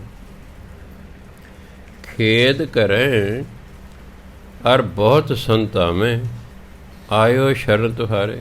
ਖੇਦ ਦੁੱਖ ਨੂੰ ਕਹਿੰਦੇ ਨੇ। ਇਹ ਮੈਨੂੰ ਬੜਾ ਦੁੱਖ ਦਿੰਦੇ ਨੇ। ਕਈ ਵਾਰੀ ਜਦੋਂ ਟੀ ਵੀ ਵੇਖਦਿਆ ਕਰਦਾ ਸੀ ਪਹਿਲਾਂ, ਉਦੋਂ ਉਹ ਕੋਈ ਰੁਕਾਵਟ ਆ ਜਾਣੀ, ਉਹਨੇ ਲਿਖਣਾ ਰੁਕਾਵਟ ਕੇ लिए खेद है, विसन अफसोस है वे रुकावट आ गई दुख। खेद करें ਇਹ ਮੈਨੂੰ ਬੜਾ ਦੁਖੀ ਕਰਦੇ ਨੇ, ਔਰ ਬਹੁਤ ਸੰਤਾਵੇਂ ਮੈਨੂੰ ਬੜਾ ਸਤਾਉਂਦੇ ਨੇ, ਇਹ ਮੈਨੂੰ ਬੜਾ ਸਤਾਉਂਦੇ ਨੇ, ਇਹ ਪੰਜੇ ਮੈਨੂੰ ਬੜਾ ਦੁਖੀ ਕਰਦੇ ਨੇ। ਆਇਓ ਸ਼ਰਨ ਤੁਹਾਰੇ, ਮੈਂ ਤੁਹਾਡੀ ਸ਼ਰਨ 'ਚ ਆ ਗਿਆ ਵੀ ਤੁਸੀਂ ਮੈਨੂੰ ਬਚਾਓਗੇ, ਕਿਉਂਕਿ ਤਕੜੇ ਦੀ ਸ਼ਰਨ 'ਚ ਜਾਣਾ ਚਾਹੀਦਾ ਹੈ। ਉਹ ਇੱਕ ਸ਼ੇਰ ਹੈ ਅਤੇ ਇੱਕ ਗਿੱਦੜ ਹੈ, ਅਤੇ ਜੇ ਤਾਂ ਸ਼ੇਰ ਦੀ ਸ਼ਰਨ 'ਚ ਜਾਵਾਂਗੇ ਤਾਂ ਜੰਗਲ ਦਾ ਹੋਰ ਕੋਈ ਜਾਨਵਰ ਸਾਨੂੰ ਤੰਗ ਨਹੀਂ ਕਰ ਸਕਦਾ, ਅਤੇ ਜੇ ਭਾਈ ਗਿੱਦੜਾਂ ਦੀ ਸ਼ਰਨ 'ਚ ਆ ਗਏ ਤਾਂ ਬਘਿਆੜ ਜਾਂ ਸ਼ੇਰ ਸਾਨੂੰ ਆ ਕੇ ਮਾਰ ਜਾਣਗੇ। ਇਸ ਲਈ ਪਰਮਾਤਮਾ ਦੀ ਸ਼ਰਨ 'ਚ ਚਲੇ ਗਏ, ਫਿਰ ਸਭ ਤੋਂ ਤਕੜਾ ਤਾਂ ਇਹੀ ਹੈ। ਕਰ ਕਰ ਹਾਰਿਓ ਅਨਕ ਬਹੁ ਭਾਂਤੀ, ਛੋੜੇ ਕਤਹੂ ਨਹੀਂ। ਮੈਂ ਬਥੇਰੇ ਯਤਨ ਕਰ ਕਰਕੇ ਥੱਕ ਗਿਆ ਹਾਂ, ਇਹ ਮੈਨੂੰ ਛੱਡਦੇ ਹੀ ਨਹੀਂ ਹੈਗੇ, ਇਹ ਮੈਨੂੰ ਕਿਸੇ ਤਰ੍ਹਾਂ ਛੱਡਦੇ ਹੀ ਨਹੀਂ ਹੈਗੇ, ਮੈਂ ਬੜੇ ਯਤਨ ਕਰ ਕਰਕੇ ਹਾਰ ਗਿਆ। ਏਕ ਬਾਤ ਸੁਣ ਤਾਕੀ ਓਟਾ, ਸਾਧ ਸੰਗ ਮਿਟ ਜਾਹੀਂ। ਮੈਂ ਕਹਿੰਦੇ ਇੱਕ ਗੱਲ ਸੁਣੀ ਬਈ ਤੂੰ ਗੁਰੂ ਦੀ ਸੰਗਤ 'ਚ ਚਲਾ ਜਾ, ਤੇਰਾ ਤਾਂ ਛੁਟਕਾਰਾ ਹੋਊਗਾ। ਇਸ ਲਈ ਕਹਿੰਦੇ ਮੈਂ ਤੇਰੀ ਤਾਂ ਓਟ ਤੱਕੀ ਹੈ, ਮੈਂ ਤੇਰੀ ਓਟ ਤਾਂ ਤੱਕੀ ਹੈ ਕਿ ਮੈਨੂੰ ਪਤਾ ਲੱਗਾ ਕਿ ਸਾਧੂ ਦੀ ਸੰਗਤ ਜਾ ਕੇ ਇਹ ਜਿਹੜੇ ਪੰਜੇ ਦੇ ਪੰਜੇ ਮਿਟ ਜਾਂਦੇ ਨੇ, ਤਾਂ ਮੈਂ ਤਾਂ ਤੁਹਾਡੀ ਕਹਿੰਦਾ ਓਟ ਤਾਂ। ਕਰ ਕਿਰਪਾ ਸੰਤ ਮਿਲੇ ਮੋਹੇ, ਫਿਰ ਪਰਮਾਤਮਾ ਨੇ ਕੀਤਾ, ਕਿਰਪਾ ਕੀਤੀ, ਸੰਤਾਂ ਨਾਲ ਮੇਰਾ ਮੇਲ ਕਰਾਤਾ, ਤਿੰਨ ਤੇ ਧੀਰਜ ਪਾਇਆ, ਉਹਨਾਂ ਨੂੰ ਮਿਲ ਕੇ ਫਿਰ ਮੈਨੂੰ ਧੀਰਜ ਹੋ ਗਿਆ ਵੀ ਹੁਣ ਨਹੀਂ ਮੈਨੂੰ ਪ੍ਰਵਾਹ, ਹੁਣ ਮੈਂ ਤਕੜਿਆਂ ਦੀ ਸੰਗਤ 'ਚ ਜਾ ਗਿਆ ਹਾਂ, ਇਹ ਹੁਣ ਇਹ ਮੇਰੇ 'ਤੇ ਮੇਰਾ ਕੁਛ ਨਹੀਂ ਵਿਗਾੜ ਸਕਦਾ। ਸੰਤਾਂ ਨੇ ਕੀ ਕੀਤਾ, ਸੰਤੀ ਤਤਿਰ ਬਿਹਾਰੀ ਬਿੰਦੀ। ਸੰਤੀ ਪੜ੍ਹੋਗੇ ਤਾਂ ਸੰਤੀ ਬੰਤੀ ਕਿਸੇ ਜਨਾਨੀ ਦਾ ਨਾਂ ਹੋ ਜਾਏਗਾ। ਸੰਤੀ ਸੰਤਾਂ ਨੇ, ਸੰਤੀ ਮੰਤ ਦਿਓ ਮੋਹਿ ਨਿਰਭਉ। ਸੰਤਾਂ ਨੇ ਮੈਨੂੰ ਪਰਮਾਤਮਾ ਦਾ ਉਪਦੇਸ਼ ਦਿੱਤਾ, ਮੰਤਰ ਦਿੱਤਾ, ਗੁਰ ਕਾ ਸ਼ਬਦ ਕਮਾਇਆ, ਫਿਰ ਮੈਂ ਗੁਰੂ ਦੇ ਸ਼ਬਦ ਦੀ ਕਮਾਈ ਕੀਤੀ। ਸੰਤਾਂ ਨੇ ਮੈਨੂੰ ਉਪਦੇਸ਼ ਦਿੱਤਾ ਕਿ ਤੂੰ ਗੁਰੂ ਦੇ ਸ਼ਬਦ ਦੀ ਕਮਾਈ ਕਰ, ਵਾਹਿਗੁਰੂ ਵਾਹਿਗੁਰੂ ਵਾਹਿਗੁਰੂ ਵਾਹਿਗੁਰੂ ਉੜਦਾ ਬੈਠਦਾ ਤੁਰਦਾ ਫਿਰਦਾ ਕਰੀ ਜਾ, ਸਮਾਂ ਪਾ ਕੇ ਕਿ ਵਾਹਿਗੁਰੂ ਹਾਜ਼ਰ ਨਾਜ਼ਰ ਹੋ ਜਾਏਗਾ, ਇਹ ਤੇਰਾ ਕੁਛ ਨਹੀਂ ਫਿਰ ਵਿਗਾੜ ਸਕਣਗੇ, ਕਿਉਂਕਿ ਜਿੱਥੇ ਵਾਹਿਗੁਰੂ ਹੈ ਇਹਨਾਂ ਦੀ ਕੋਈ ਸ਼ਕਤੀ ਨਹੀਂ ਚੱਲਦੀ, ਇਹਨਾਂ ਦੀ ਕੋਈ ਸ਼ਕਤੀ ਨਹੀਂ ਚੱਲਣੀ ਹੈਗੀ। ਮੈਂ ਕਹਿੰਦੇ ਗੁਰੂ ਦੇ ਸ਼ਬਦ ਦੀ ਕਮਾਈ ਕੀਤੀ, ਫਿਰ ਉਸ ਕਮਾਈ ਨਾਲ ਕੀ ਹੋਇਆ, ਜੀਤ ਲਿਏ ਓਏ ਮਹਾਂ ਬਿਖਾਦੀ। ਉਹ ਜਿਹੜੇ ਵੱਡੇ ਵੱਡੇ ਝਗੜਾਲੂ ਸਨ ਨਾ ਸਾਰੇ, ਉਹਨਾਂ ਨੂੰ ਮੈਂ ਜਿੱਤ ਲਿਆ। ਸਹਿਜ ਸੁਹੇਲੀ ਬਾਣੀ, ਗੁਰੂ ਦੀ ਬਾਣੀ ਜੋ ਕਿ ਸੁਹੇਲੀ ਸੁਖ ਦੇਣ ਵਾਲੀ ਹੈ, ਜੋ ਕਿ ਸਹਿਜ ਅਵਸਥਾ ਦੇਣ ਵਾਲੀ ਹੈ, ਉਸ ਬਾਣੀ ਦੀ ਸ਼ਕਤੀ ਨਾਲ ਕਹਿੰਦਾ ਮੈਂ ਇਹਨਾਂ ਪੰਜਾਂ ਨੂੰ ਜਿੱਤ ਲਿਆ। ਕਹੋ ਨਾਨਕ ਮਨ ਭਇਆ ਪ੍ਰਗਾਸਾ, ਪਾਇਆ ਪਦ ਨਿਰਵਾਣੀ। ਹੁਣ ਕਿ ਜਦੋਂ ਇਹਨਾਂ ਨੂੰ ਜਿੱਤ ਲਿਆ, ਮੇਰੇ ਮਨ 'ਚ ਗਿਆਨ ਦਾ ਚਾਨਣ ਹੋ ਗਿਆ ਹੈ। ਜਦੋਂ ਗਿਆਨ ਦਾ ਚਾਨਣ ਹੋ ਗਿਆ, ਮੈਨੂੰ ਨਿਰਵਾਣ ਪਦ ਪਾ ਮੁਕਤ, ਮੈਨੂੰ ਮੁਕਤ ਅਵਸਥਾ ਪ੍ਰਾਪਤ ਹੋ ਗਈ ਹੈ। ਸੋ ਦੱਸਿਆ ਵੀ ਕਿਵੇਂ ਇਹ ਪੰਜੇ ਦੁਸ਼ਟ ਨੇ ਸਾਡੇ ਸਾਰੇ ਦੇ ਮਗਰ ਲੱਗੇ, ਕਿਤੇ ਕੋਈ ਕਿਤੇ ਕੋਈ ਹੈ, ਕਿਉਂਕਿ ਜੋ ਜੋ ਦਿਸੈ ਸੋ ਸੋ ਰੋਗੀ। ਇਹ ਪੰਜ ਰੋਗ ਗਿਣੇ ਗਏ ਨੇ, ਕਾਮ ਕ੍ਰੋਧ ਲੋਭ ਮੋਹ ਹੰਕਾਰ। ਜੋ ਵੀ ਇਨਸਾਨ ਦਿਖਾਈ ਦੇ ਰਿਹਾ, ਚਾਹੇ ਕੀੜੀ ਹੈ, ਕੀੜਾ ਹੈ, ਸ਼ੇਰ ਹੈ, ਜਾਨਵਰ ਹੈ, ਪਸ਼ੂ ਹੈ, ਕੋਈ ਵੀ ਮਨੁੱਖ ਹੈ, ਹਰ ਇੱਕ ਕਿਸੇ ਨਾ ਕਿਸੇ ਦੇ ਅਧੀਨ ਹੈ। ਕੋਈ ਕਾਮ ਦੇ ਅਧੀਨ ਹੈ, ਕੋਈ ਕ੍ਰੋਧ ਦੇ ਅਧੀਨ ਹੈ, ਕੋਈ ਲੋਭ ਦੇ ਅਧੀਨ ਹੈ, ਕੋਈ ਮੋਹ ਦੇ ਅਧੀਨ ਹੈ, ਕੋਈ ਹੰਕਾਰ ਦੇ ਅਧੀਨ ਹੈ। ਜੋ ਜੋ ਦਿਸੈ ਸੋ ਸੋ ਰੋਗੀ। ਇਸ ਲਈ ਜਿਹੜਾ ਵੀ ਸੰਸਾਰ 'ਚ ਵਿਖਾਈ ਦੇ ਰਿਹਾ ਸਾਰੇ ਰੋਗੀ ਨੇ, ਕਿਸੇ ਨਾ ਕਿਸੇ ਨੂੰ ਕੋਈ ਨਾ ਕੋਈ ਰੋਗ ਲੱਗਾ। ਇੱਥੇ ਰੋਗ ਤਾਂ ਮਤਲਬ ਕੋਈ ਢਿੱਡ ਪੀੜ ਸਿਰ ਦਰਦ ਨਹੀਂ ਸਮਝ ਲੈਣਾ, ਉਹ ਤਾਂ ਸਰੀਰਾਂ ਨਾਲ ਹੁੰਦਾ ਹੈ। ਜਿੱਥੇ ਸਰੀਰ ਹੋਏਗਾ ਉੱਥੇ ਇਹ ਚੀਜ਼ਾਂ ਹੋਣਗੀਆਂ। ਮੈਂ ਕਿਸੇ ਗੰਦੀ ਥਾਂ 'ਤੇ ਰਹਿਣਾ, ਰੋਗ ਲੱਗ ਸਕਦਾ ਹੈ। ਰੋਗ ਤਾਂ 8ਵੇਂ ਪਾਤਸ਼ਾਹ ਨੂੰ ਲੱਗੇ ਸੀ, ਅਸੀਂ ਕਿਤੇ ਵਿਚਾਰੇ 8ਵੇਂ ਪਾਤਸ਼ਾਹ ਚੀਚਕ ਹੋ ਗਈ ਸੀ, ਤੇ ਚੀਚਕ ਨਾਲ ਹੀ ਉਹਨਾਂ ਦੀ ਡੈਥ ਹੋਈ। ਇਹ ਰੋਗ ਤਾਂ ਸਰੀਰਾਂ ਨੂੰ ਲੱਗਦੇ ਹੀ ਰਹਿੰਦੇ ਨੇ, ਭਾਵੇਂ ਤੁਸੀਂ ਸੰਤ ਬਣ ਕੇ ਆ ਜਾਓ, ਗੁਰੂ ਬਣ ਕੇ ਆ ਜਾਓ, ਮਹਾਤਮਾ ਬਣ ਕੇ ਆ ਜਾਓ, ਅਵਤਾਰ ਬਣ ਕੇ ਆ ਜਾਓ, ਦੁੱਖ ਸੁੱਖ ਤੇ ਜ਼ਿੰਦਗੀ ਚਾਹੁੰਦੇ ਰਹਿੰਦੇ ਨੇ। ਪਰ ਸਭ ਤੋਂ ਵੱਡਾ ਸਿਆਪਾ ਇਹਨਾਂ ਪੰਜਾਂ ਦਾ ਹੈ। ਸਾਡੀ ਜ਼ਿੰਦਗੀ ਨੂੰ ਬਰਬਾਦ ਕਰਨ ਵਾਲੇ ਇਹ ਪੰਜੇ ਨੇ। ਕਹਿੰਦੇ ਫਿਰ ਜਿਹੜਾ ਮੈਨੂੰ ਪਤਾ ਲੱਗਾ ਵੀ ਤੂੰ ਸਾਧੂਆਂ ਦੀ ਸੰਗਤ 'ਚ ਜਾ, ਸਤ ਸੰਗਤ ਕਰ, ਉੱਥੇ ਤੂੰ ਨਾਮ ਜਪੇਂਗਾ, ਫਿਰ ਪਰਮਾਤਮਾ ਤੇਰੇ 'ਤੇ ਕਿਰਪਾ ਕਰ ਦੇਗਾ, ਤੇਰਾ ਇਹਨਾਂ ਪੰਜਾਂ ਤੋਂ ਛੁਟਕਾਰਾ ਹੋ ਜਾਏਗਾ। ਗੌੜੀ ਮਹਿਲਾ ਪੰਜਵਾਂ। ਉਹ ਅਬਿਨਾਸ਼ੀ ਰਾਇਆ, ਨਿਰਭਉ ਸੰਗ ਤੁਮਾਰੇ ਬਸਤੇ, ਇਹ ਡਰਨ ਕਹਾਂ ਤੇ ਆਇਆ। ਪਰਮਾਤਮਾ ਜਿਹੜਾ ਅਬਿਨਾਸ਼ੀ ਹੈ, ਸਦਾ ਰਹਿਣ ਵਾਲਾ, ਜਿਹੜਾ ਨਾਸ਼ ਨਾ ਹੋਵੇ, ਉਹ ਹਿੰਦੀ 'ਚ ਕਹਿੰਦੇ ਅਬਿਨਾਸ਼ੀ, ਸੱਸੇ ਦੇ ਪੈਰੇ ਬਿੰਦੀ ਲਾ ਕੇ, ਪੰਜਾਬੀ ਕਹਿੰਦੇ ਅਬਿਨਾਸੀ, ਬਿਨਾਂ ਬਿੰਦੀ ਤੋਂ ਕਹਿੰਦੇ। ਉਹਨੇ ਦਾ ਕੁੱਟ ਕੁੱਟ ਕੇ ਨਾਸ ਮਾਰਤਾ। ਪੰਜਾਬੀ 'ਚ ਨਾਸ ਹੁੰਦਾ, ਹਿੰਦੀ ਵਾਲੇ ਬਿੰਦੀ ਲਾ ਕੇ ਬੋਲਦੇ। ਚਾਹੇ ਪੜ੍ਹੋ ਉਹ ਅਬਿਨਾਸੀ ਰਾਇਆ, ਜਾਂ ਪੜ੍ਹੋ ਉਹ ਅਬਿਨਾਸ਼ੀ ਰਾਇਆ। ਪਰਮਾਤਮਾ ਜਿਹੜਾ ਹੈ ਅਬਿਨਾਸ਼ੀ ਹੈ, ਉਹ ਸਦਾ ਰਹਿਣ ਵਾਲਾ ਹੈ, ਉਹ ਸਾਡੀ ਤਰ੍ਹਾਂ ਮਰਦਾ ਨਹੀਂ ਹੈਗਾ। ਨਿਰਭਉ ਸੰਗ ਤੁਮਾਰੇ ਬਸਤੇ, ਅਤੇ ਜਦੋਂ ਪਰਮਾਤਮਾ ਜੋ ਨਿਰਭਉ ਹੈ, ਜਦੋਂ ਤੇਰੇ ਨਾਲ ਵਸਦਾ ਹੈ ਇਨਸਾਨ, ਇਹ ਡਰਨ ਕਹਾਂ ਤੇ ਹੈ। ਫਿਰ ਡਰ ਕਿੱਥੋਂ ਆਇਆ? ਫਿਰ ਡਰਦਾ ਕਿਉਂ ਹੈ? ਕਹਿੰਦੇ ਜਦੋਂ ਪਰਮਾਤਮਾ ਤੇਰੇ ਨਾਲ ਵਸਦਾ ਹੈ ਤਾਂ ਫਿਰ ਤੂੰ ਡਰਦਾ ਕਿਉਂ? ਕਹਿੰਦੇ ਉਹ ਤਾਂ ਨਿਰਭਉ ਹੈ। ਜਿਹੜਾ ਨਿਰਭਉ ਹੈ, ਜਿਵੇਂ ਦੇਖੋ ਪਿਤਾ ਅਤੇ ਇੱਕ ਛੋਟਾ ਬੱਚਾ ਜਾ ਰਹੇ, ਰਾਤ ਪੈ ਗਈ ਹੈ, ਬੱਚਾ ਨਹੀਂ ਡਰੇਗਾ ਰਾਤ ਤੋਂ, ਕਿਉਂ? ਪਤਾ ਮੈਂ ਪਿਤਾ ਮੇਰੇ ਨਾਲ ਹੈ। ਪਿਤਾ ਭਾਵੇਂ ਡਰੇ ਵੀ ਕੋਈ ਚੋਰ ਨਾ ਮਿਲ ਜਾਏ, ਕੋਈ ਡਾਕੂ ਨਾ ਮਿਲ ਜਾਏ, ਕੋਈ ਲਟੇਰਾ ਨਾ ਮਿਲ ਜਾਏ, ਕੋਈ ਖੋਹ ਨਾ ਲਵੇ, ਪਰ ਬੱਚਾ ਨਹੀਂ ਡਰੇਗਾ, ਕਿਉਂਕਿ ਬੱਚੇ ਨੂੰ ਮੇਰਾ ਪਿਤਾ ਮੇਰੇ ਨਾਲ ਹੈ। ਇਸ ਤਰ੍ਹਾਂ ਸਾਧੂ ਸੰਤ ਮਹਾਤਮਾ ਬ੍ਰਹਮ ਗਿਆਨੀ ਉਹ ਕਹਿੰਦੇ ਪਰਮਾਤਮਾ ਸਾਡੇ ਨਾਲ ਹੈ, ਸਾਨੂੰ ਕਾਹਦਾ ਡਰ ਹੈ? ਸਾਨੂੰ ਕਾਹਦਾ ਡਰ ਹੈ? ਸੰਤ ਅਤਰ ਸਿੰਘ ਜੀ ਮਹਾਰਾਜ ਹਜ਼ੂਰ ਸਾਹਿਬ ਤੋਂ ਵਾਪਸ ਆ ਰਹੇ, ਨਾਲ ਉਹਨਾਂ ਦਾ ਸੇਵਕ ਭਾਗ ਸਿੰਘ ਹੈ। ਕੀ ਹੋਇਆ? ਮੱਧ ਪ੍ਰਦੇਸ਼ 'ਚੋਂ ਲੰਘ ਰਹੇ ਨੇ। ਉਦੋਂ ਅੱਜ ਤੇਰਾ ਸੜਕਾਂ 'ਤੇ ਹੁੰਦੀਆਂ ਕੋਈ ਨਹੀਂ ਸੀ, ਪਗਡੰਡੀਆਂ ਹੁੰਦੀਆਂ ਸੀ। ਅੱਗੋਂ ਸ਼ੇਰ ਆ ਰਿਹਾ। ਭਾਗ ਸਿੰਘ ਨੇ ਵੇਖਿਆ ਸ਼ੇਰ ਆ ਰਿਹਾ, ਉਹ ਤਾਂ ਡਰ ਗਿਆ ਵੀ ਤੇ ਮਾਰ ਦੂਗਾ। ਉਹ ਦੌੜ ਕੇ ਦਰਖਤ 'ਤੇ ਚੜ੍ਹ ਗਿਆ। ਮਹਾਂਪੁਰਖ ਉਸੇ ਤੁਰੀ ਗਏ। ਸ਼ੇਰ ਕੋਲੋਂ ਦੀ ਲੰਘ ਗਿਆ, ਮਹਾਂਪੁਰਖ ਅੱਗੇ ਚਲੇ ਗਏ। ਜਦੋਂ ਸ਼ੇਰ ਦਰਖਤ ਕੋਲੋਂ ਲੰਘ ਗਿਆ, ਭਾਗ ਸਿੰਘ ਹੇਠਾਂ ਉਤਰਿਆ ਅਤੇ ਮਗਰ ਭੱਜੇ ਦੇ ਬਾਬਾ ਜੀ, ਬਾਬਾ ਜੀ। ਆ ਕਹਿੰਦੇ ਕੀ ਹੋ ਗਿਆ? ਬਾਬਾ ਜੀ ਤੁਸੀਂ ਸ਼ੇਰ ਨਹੀਂ ਵੇਖਿਆ? ਕਹਿੰਦੇ ਭਾਗ ਸਿੰਘ ਜਿਹੜਾ ਤੂੰ ਸ਼ੇਰ ਵੇਖਿਆ ਉਹ ਨਹੀਂ ਅਸੀਂ ਵੇਖਿਆ। ਕਹਿੰਦੇ ਮਹਾਰਾਜ ਜੀ ਸ਼ੇਰ ਤਾਂ ਇੱਕੋ ਹੀ ਸੀ। ਕਹਿੰਦੇ ਭਾਗ ਸਿੰਘ ਤੈਨੂੰ ਸ਼ੇਰ ਦਿਸਿਆ, ਚੰਗਾ ਹੋਇਆ ਤੂੰ ਬਚਾ ਕਰ ਲਿਆ। ਅਸੀਂ ਦੇਖਿਆ ਵੀ ਭਗਵਾਨ ਸ਼ੇਰ ਦਾ ਰੂਪ ਧਾਰਨ ਕਰਕੇ ਆ ਰਿਹਾ, ਇਸ ਲਈ ਭਗਵਾਨ ਨੇ ਸਾਨੂੰ ਕੀ ਕਹਿਣਾ? ਸ਼ੇਰ ਦੇ ਅੰਦਰ ਭਗਵਾਨ ਹੈ। ਉਹਨਾਂ ਨੂੰ ਬਾਹਰਲੀ ਖੱਲ ਦਿਸਣੋਂ ਹਟ ਗਈ, ਅੰਦਰਲਾ ਭਗਵਾਨ ਦਿਸਣਾ ਸ਼ੁਰੂ ਹੋ ਗਿਆ। ਜਦ ਦਿਵ ਦ੍ਰਿਸ਼ਟੀ ਖੁੱਲ੍ਹਦਾ ਅੰਦਰ ਦਿਸਣ ਲੱਗ ਜਾਂਦਾ ਹੈ। ਅੱਜ ਤੋਂ 20 ਸਾਲ ਪਹਿਲਾਂ ਸੰਤ ਸੀਤਲ ਸਿੰਘ ਜਿਉਂਦੇ ਸੀ। ਮੈਨੂੰ ਹਾਰਟ ਪ੍ਰੋਬਲਮ ਹੋ ਗਈ। ਕਿਸੇ ਨੇ ਕਿਹਾ ਵੀ ਭਿੰਡਰ ਸਾਹਿਬ ਬਿਮਾਰ ਨੇ। ਉਹ ਮਹਾਂਪੁਰਖ ਆਏ, ਮੈਂ ਬੈੱਡ 'ਤੇ ਲੇਟਿਆ ਸੀ। ਮੇਰੇ ਨਾਲ ਵੇਖ ਕੇ ਕਹਿੰਦੇ ਭਿੰਡਰ ਸਾਹਿਬ 3 ਵੱਡੀਆਂ ਨਾੜਾਂ ਹੁੰਦੀਆਂ ਹਾਰਟ ਦਿਲ ਦੀਆਂ, 2 ਬਿਲਕੁਲ ਠੀਕ ਚੱਲ ਰਹੀਆਂ, ਇੱਕ ਥੋੜ੍ਹੀ ਸੁੰਗੜ ਗਈ ਹੈ, ਰੁਕ ਕੇ ਉਹਦੇ ਵਿੱਚ ਖੂਨ ਜਾ ਰਿਹਾ ਹੈ। ਮੈਂ ਜੀ ਡਾਕਟਰ ਮੈਨੂੰ ਕਹਿੰਦੇ ਨੇ ਵੀ ਤੂੰ ਉੱਥੇ ਫੋਰਟਸ 'ਚ ਜਾ ਕੇ ਚੈੱਕ ਕਰਾ ਕੇ। ਕਹਿੰਦੇ ਤੇਰੀ ਮਰਜ਼ੀ ਹੈ, ਨੁਕਸ ਤਾਂ ਇਹੀ ਨਿਕਲਣਾ ਹੈ, ਹੋਰ ਕੋਈ ਨਹੀਂ। ਤੂੰ ਆਪਰੇਸ਼ਨ ਨਹੀਂ ਉੱਥੇ ਕਰਾਉਣਾ। ਉਹ ਤੈਨੂੰ ਕਹਿਣਗੇ ਤੂੰ ਆਪਰੇਸ਼ਨ ਨਹੀਂ ਕਰਾਉਣਾ, ਬਸ ਤੂੰ ਆਪਣੀ ਤਸੱਲੀ ਕਰ ਰਿਹਾ ਵੀ ਹਾਂ ਵਾਕਈ 2 ਖੁੱਲੀਆਂ ਅਤੇ ਇੱਕ ਹੀ ਰੁਕਾਵਟ ਹੈ। ਉਹਨਾਂ ਮੈਨੂੰ ਜਾਂ ਪਾੜ ਦਿੱਤਾ ਕਿ 40 ਦਿਨ ਦਾ ਜਾਪ ਕਰ। 39ਵੇਂ ਦਿਨ ਕਿ ਮੈਂ ਆਪਣੇ ਇੱਥੇ ਡਰਾਇੰਗ ਰੂਮ ਬੈੱਡ 'ਤੇ ਲੇਟਿਆ, ਕੋਈ 2-2:30 ਵਜੇ ਦੁਪਹਿਰ ਦੇ। ਮੇਰਾ ਜਿਵੇਂ ਆਪਣੀ ਕਿਸੇ ਕੋਲ ਛੋਟੀ ਜਿਹੀ ਲੱਕੜ ਦੀ ਹਥੌੜੀ ਹੋਵੇ ਅਤੇ ਮੇਜ਼ 'ਤੇ ਮਾਰੇ ਨਾ, ਐਂ ਠੱਕ ਠੱਕ ਠੱਕ ਠੱਕ ਹੋਣ ਲੱਗ ਗਿਆ। ਮੈਂ ਆਰਾਮ ਨਾਲ ਲੇਟਿਆ ਰਿਹਾ। ਮੈਂ ਲੈ ਵੀ ਜੈ ਮਨਸਿਆ, ਜਾਂ ਤਾਂ ਤੇਰੀ ਅੱਜ ਨਾੜੀ ਖੁੱਲ੍ਹ ਜਾਣੀ ਹੈ ਜਾਂ ਤੇਰਾ ਭੋਗ ਪੈ ਜਾਣਾ। ਮੈਂ ਨਾ ਕੋਈ ਘਬਰਾਇਆ, ਮੈਂ ਨੋਰਮਲ ਸਿਰ ਪਿਆ ਰਿਹਾ।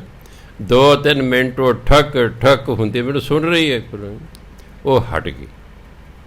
ਅਗਲੇ ਦਿਨ 40ਵੇਂ ਦਿਨ ਪਾਠ ਪੂਰਾ ਕਰਕੇ ਮੈਂ ਖਿਚੜੀ ਸਾਹਿਬ ਚਲੇ ਗਏ। ਮੈਨੂੰ ਵੇਖ ਕੇ ਹੱਸ ਪਏ। ਕਹਿੰਦੇ ਫਿਰ ਕੱਲ੍ਹ ਕੀ ਹੋਇਆ? ਮੈਂ ਜੀ ਆਹ ਹੋਇਆ। ਕਹਿੰਦੇ ਉਹ ਨਾੜੀ ਖੁੱਲ੍ਹ ਗਈ ਹੈ, ਜਾ ਮੌਜ ਕਰ। ਹੁਣ ਪਹਿਲੇ ਡਾਕਟਰਾਂ ਕੋਲ ਨਾ ਜਾਈ, ਉਹਨਾਂ ਨਹੀਂ ਮੰਨਣਾ, ਕਿਸੇ ਨਵੇਂ ਕੋਲੇ ਜਾਈ। ਵੀ ਆਪਣਾ ਚੈੱਕ ਕਰਾ ਲਈ, ਤੇਰੀ ਸਾਰੀ ਸਾਡੀ ਨਾੜੀਆਂ ਖੁੱਲੀਆਂ ਹਨ। ਕੱਲ੍ਹ ਪਰਸੋਂ ਵੀ ਫਿਰ ਮੈਨੂੰ ਪ੍ਰੋਬਲਮ ਹੋ ਗਈ ਸੀ। ਡਾਕਟਰ ਕੋਲ ਮੈਂ ਕੋਲੰਬੀ ਏਸ਼ੀਆ ਗਿਆ, ਕਹਿੰਦੇ 2 ਨਾੜੀਆਂ ਤੁਹਾਡੀਆਂ ਪੂਰੀਆਂ ਖੁੱਲੀਆਂ ਨੇ, ਇੱਕ ਅੱਧੀ ਬੰਦ ਹੈ ਜੀ 50%। ਹਾਂਜੀ ਇਹ 20 ਸਾਲ ਪਹਿਲਾਂ ਵਾਲਾ ਫਿਰ ਸ਼ੁਰੂ ਹੋ ਗਿਆ। ਹਾਂਜੀ ਉਹਨਾਂ ਨੇ ਕੋਈ ਮਸ਼ੀਨ ਨਹੀਂ, ਕੋਈ ਗੱਲ ਨਹੀਂ ਕਿ ਡਾਕਟਰਾਂ ਦਾ ਮੇਰਾ ECG ਕਰ, ਈਕੋ ਕਰ, ਇਹ ਕਰ, ਉਹ ਕਰ, ਤਾਂ ਦੱਸਿਆ ਉਹਨਾਂ ਨੇ ਉਂਝ ਦੱਸਦਾ। ਦਿਵ ਦ੍ਰਿਸ਼ਟੀ ਖੁੱਲ੍ਹੀ ਸੀ, ਅੰਦਰ ਦਿਸਣਾ ਸ਼ੁਰੂ ਹੋ ਗਿਆ। ਜਦੋਂ ਦਿਵ ਦ੍ਰਿਸ਼ਟੀ ਖੁੱਲ੍ਹਦੀ ਹੈ ਫਿਰ ਬਾਹਰਲੀ ਖੱਲੜੀ ਨਹੀਂ ਦਿਸਦੀ, ਇਹਦੇ ਅੰਦਰ ਜੋ ਹੈ ਉਹ ਦਿਸਣਾ ਸ਼ੁਰੂ ਹੋ ਜਾਂਦਾ। ਮੈਂ ਕੁਦਰਤੀ ਉੱਥੇ ਬੈਠਾ ਅਤੇ ਇੱਕ ਬੀਬੀ ਆ ਗਈ, ਕਹਿੰਦੀ ਮੇਰੇ ਪੇਟ 'ਤੇ ਨਾ ਇੱਕ ਵੱਖੀ ਵਾਲੇ ਪਾਸੇ ਕਾਲਾ ਕਾਲਾ ਦਾਗ ਹੈ। ਮਹਾਂਪੁਰਖਾਂ ਨੇ ਅੱਖਾਂ ਬੰਦ ਕੀਤੀਆਂ, ਕਹਿੰਦੇ ਬੀਬੀ ਇੱਥੇ ਕੈਂਸਰ ਹੈ, ਤੈਨੂੰ ਕੈਂਸਰ ਹੋ ਰਿਹਾ, ਆਪਣਾ ਵੇਲੇ ਸਿਰ ਇਲਾਜ ਕਰਾ ਲੈ। ਉਹ 15-20 ਦਿਨਾਂ ਬਾਅਦ ਆਈ ਉੱਥੇ, ਕਹਿੰਦਾ ਹਾਂ ਬਾਬਾ ਮੈਂ ਗਏ ਸੀ, ਉਹ ਕਹਿੰਦੇ ਤੈਨੂੰ ਕੈਂਸਰ ਹੈ। ਚਲੋ ਉਹਨਾਂ ਨੇ ਪਾੜ ਦਿੱਤਾ, ਬਾਕੀ ਜੋ ਸੀ। ਤਾਂ ਮੇਰੇ ਕਹਿਣ ਦਾ ਮਤਲਬ ਸੰਤ ਅਤਰ ਸਿੰਘ ਮਹਾਰਾਜ ਨੂੰ ਸ਼ੇਰ ਦੇ ਵਿੱਚ ਜਿਹੜਾ ਭਗਵਾਨ ਉਹ ਦਿਸ ਰਿਹਾ, ਅਤੇ ਭਾਗ ਸਿੰਘ ਬਾਹਰੋਂ ਸ਼ੇਰ ਦਿਸ ਰਿਹਾ, ਬਸ ਆਹ ਫਰਕ ਹੈ। ਇਸ ਲਈ ਡਰ ਹੈ ਸਾਨੂੰ, ਉਨਾ ਚਿਰ ਹੀ ਡਰ ਹੈ ਜਿੰਨਾ ਚਿਰ ਸਾਨੂੰ ਬਾਹਰੀ ਹਿੱਸਾ ਦਿਸ ਰਿਹਾ। ਜਦੋਂ ਅੰਦਰੋਂ ਦਿਸਣ ਲੱਗ ਜਾਏਗਾ ਡਰ ਖਤਮ ਹੋ ਜਾਏਗਾ ਕਿ ਸਭ ਦੇ ਵਿੱਚ ਭਗਵਾਨ ਬੈਠਾ ਹੈ, ਅਤੇ ਫਿਰ ਭਗਵਾਨ ਨੇ ਭਗਵਾਨ ਨੂੰ ਕੀ ਕਹਿਣਾ। ਇਸ ਲਈ ਗੁਰੂ ਮਹਾਰਾਜ ਕਹਿੰਦੇ ਕਹੋ ਨਾਨਕ ਮਨ ਭਇਆ ਪ੍ਰਗਾਸਾ, ਅਤੇ ਮਨ 'ਚ ਹੋ ਗਿਆ ਗਿਆਨ ਦਾ ਚਾਨਣ, ਅਤੇ ਪਾਇਆ ਪਦ ਨਿਰਵਾਣੀ। ਸੋ ਕਹਿੰਦੇ ਉਹ ਅਬਨਾਸ਼ੀ ਰਾਇਆ, ਨਿਰਭਉ ਸੰਗ ਤੁਮਾਰੇ ਬਸਤੇ, ਇਹ ਡਰਨ ਕਹਾਂ ਤੇ ਆਇਆ। ਪਰਮਾਤਮਾ ਅਬਨਾਸ਼ੀ ਹੈ, ਉਹ ਸਦਾ ਰਹਿਣ ਵਾਲਾ ਹੈ। ਕਹਿੰਦੇ ਉਹ ਨਿਰਭਉ ਹੈ, ਉਹ ਸਦਾ ਹੀ ਤੇਰੇ ਨਾਲ ਵਸਦਾ ਹੈ, ਅਤੇ ਫਿਰ ਕਹਿ ਤੂੰ ਡਰ ਕਿਉਂ ਰਿਹਾ। ਜਦੋਂ ਸਾਨੂੰ ਮਹਿਸੂਸ ਹੋਵੇਗਾ ਕਿ ਪਰਮਾਤਮਾ ਮੇਰੇ ਨਾਲ ਹੈ, ਅਜੇ ਤਾਂ ਆਪਾਂ ਪੜ੍ਹ ਰਹੇ ਹਾਂ ਨਾ, ਅਜੇ ਵਿਸ਼ਵਾਸ 'ਤੇ ਨਹੀਂ ਨਾ ਆ ਰਿਹਾ। ਹਾਲਾਂਕਿ ਗੁਰਬਾਣੀ ਕਹਿੰਦੀ ਜਿੱਥੇ ਹਰ ਅਰਾਧੀ ਹੈ ਤਿੱਥੇ ਹਰ ਮਿੱਤ ਸਹਾਈ। ਜਿੱਥੇ ਵੀ ਪਰਮਾਤਮਾ ਦੀ ਅਰਾਧਨਾ ਕਰੋ, ਪਰਮਾਤਮਾ ਮਿੱਤਰ ਬਣ ਕੇ ਉੱਥੇ ਸਹਾਇਤਾ ਕਰਦਾ ਹੈ। ਜਿੱਥੇ ਵੀ ਪਰਮਾਤਮਾ ਨੂੰ ਯਾਦ ਕਰੋਗੇ, ਪਰਮਾਤਮਾ ਮਿੱਤਰ ਬਣ ਕੇ ਸਹਾਇਤਾ ਕਰਦਾ ਹੈ।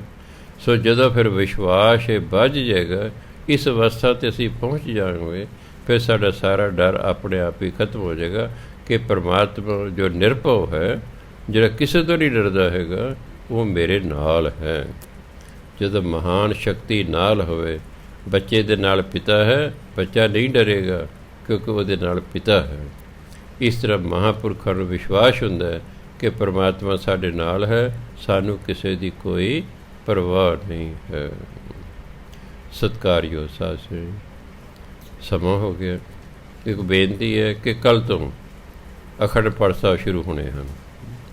ਜਿਹੜੇ 11 ਭੱਟਾਂ ਦੀ ਬਾਣੀ ਸ਼੍ਰੀ ਗੁਰੂ ਗ੍ਰੰਥ ਦਰਜ ਹੈ, ਆਪਾਂ ਭੱਟਾਂ ਦੀ ਯਾਦ ਦੇ ਵਿੱਚ ਇਹ ਜਿਹੜੇ 6 ਅਖੰਡ ਪਾਠ ਸਾਹਿਬ ਹੈ ਉਹ ਕੱਲ੍ਹ ਪ੍ਰਾਰੰਭ ਹੋ ਰਹੇ ਹਨ। ਹੁਣ ਇਹ ਜਿਹੜੀ ਕਥਾ ਹੈ ਇਹ ਸ਼ੁੱਕਰ ਅਤੇ ਸ਼ਨੀਵਾਰ ਬੰਦ ਰਹੇਗੀ। ਐਤਵਾਰ ਨੂੰ ਫਿਰ ਆਪਾਂ ਜਿਹੜਾ 7:15 ਤੋਂ 8:15 ਕਥਾ ਵਾਰਤਾ ਕਰਾਂਗੇ। ਸੋ ਸਾਰੇ ਪਾਠੀਆਂ ਨੂੰ ਬੇਨਤੀ ਹੈ ਆਪਣੇ ਆਪਣੇ ਡਿਊਟੀਆਂ ਦੇ ਵੇਲੇ ਸਿਰ ਪਹੁੰਚਣ ਦੀ ਕਿਰਪਾਲਤਾ ਕਰਨ, ਅਤੇ ਨਾਲੇ ਜਿਸ ਦਾ ਕੋਈ ਫ਼ੋਨ ਨੰਬਰ ਬਦਲ ਗਿਆ ਹੈ ਉਹ ਸਾਡੇ ਕੋਲ ਨਵਾਂ ਆਪਣਾ ਲਿਖਾ ਜਾਣ, ਕਿਉਂਕਿ ਇੱਥੇ ਕੁਝ ਹੋਰ ਲਿਖਿਆ ਹੋਇਆ। ਤੁਸੀਂ ਆਪਣੇ ਜਿਹੜਾ ਫ਼ੋਨ ਬਦਲਦੇ ਰਹਿੰਦੇ ਹੋ, ਫ਼ੋਨ ਨਹੀਂ ਬਦਲੀ ਦੇ ਹੁੰਦੇ, ਇੱਕੋ ਹੀ ਰੱਖੀ ਦਾ ਹੁੰਦਾ ਹਮੇਸ਼ਾ। ਸਿਮ ਤਾਂ ਉਹੀ ਰਹਿਣਾ ਚਾਹੀਦਾ, ਬਾਹਰੋਂ ਜੋ ਖੋਖਾ ਜਿਹਾ ਜੋ ਮਰਜ਼ੀ ਬਦਲਦੇ ਰਹੋ, ਕਿਉਂਕਿ ਨੰਬਰ ਤਾਂ ਉਹੀ ਰਹਿਣਾ ਚਾਹੀਦਾ ਨਾ। ਹੁਣ ਮੈਂ ਜੇ ਫ਼ੋਨ ਬਦਲਣਾ, ਨੰਬਰ ਹੀ ਬਦਲਣਾ, ਤਾਂ ਮੈਨੂੰ ਕਿੱਥੇ ਲੱਭਣਗੇ ਲੋਕ, ਮੈਨੂੰ ਕਿੱਧਰ ਨੂੰ ਗਿਆ ਜੈਮਲ ਸਿੰਘ, ਕਿੱਧਰ ਨੂੰ ਨਹੀਂ ਗਿਆ, ਉਹਨਾਂ ਤਾਂ ਉਸੇ ਪੁਰਾਣੇ 'ਤੇ ਕਰੀ ਜਾਣੇ। ਨੰਬਰ ਨਹੀਂ ਬਦਲਿਆ ਕਰਦੇ, ਉਹੀ ਰੱਖੀਦਾ ਹੁੰਦਾ ਨੰਬਰ। ਹੌਲੀ ਹੌਲੀ ਨਾਲ ਫਿਰ ਲੋਕਾਂ ਯਾਦ ਹੁੰਦੇ ਨੰਬਰ ਉਹੀ ਰੱਖੀ, ਨੰਬਰ ਨਹੀਂ ਬਦਲਿਆ ਕਰਦੇ ਹੁੰਦੇ। ਹਾਂ ਬਾਹਰਲੇ ਖੋਖੇ ਉਹਦੇ ਚਲੋ ਬਦਲ ਦਿੰਦੇ ਨੇ, ਕਿਉਂ ਕਹਿੰਦੇ ਹਾਂ ਜੀ 1,20,000 ਵਾਲਾ ਮੋਬਾਈਲ ਹੁਣ 70,000 ਦਾ ਲੈ ਲਓ। ਜਵਾਕ ਧੜਾ ਧੜ ਉਹਨੂੰ ਵੇਚਣਾ ਸ਼ੁਰੂ ਕਰ ਦਿੰਦੇ, ਹੋਰ ਲੈ ਲੈਂਦੇ ਨੇ। ਉਹ ਬੜੇ ਚਲਾਕ ਨੇ, ਦੂਜਾ ਮਹਿੰਗਾ ਕਰ ਦਿੰਦੇ ਨੇ।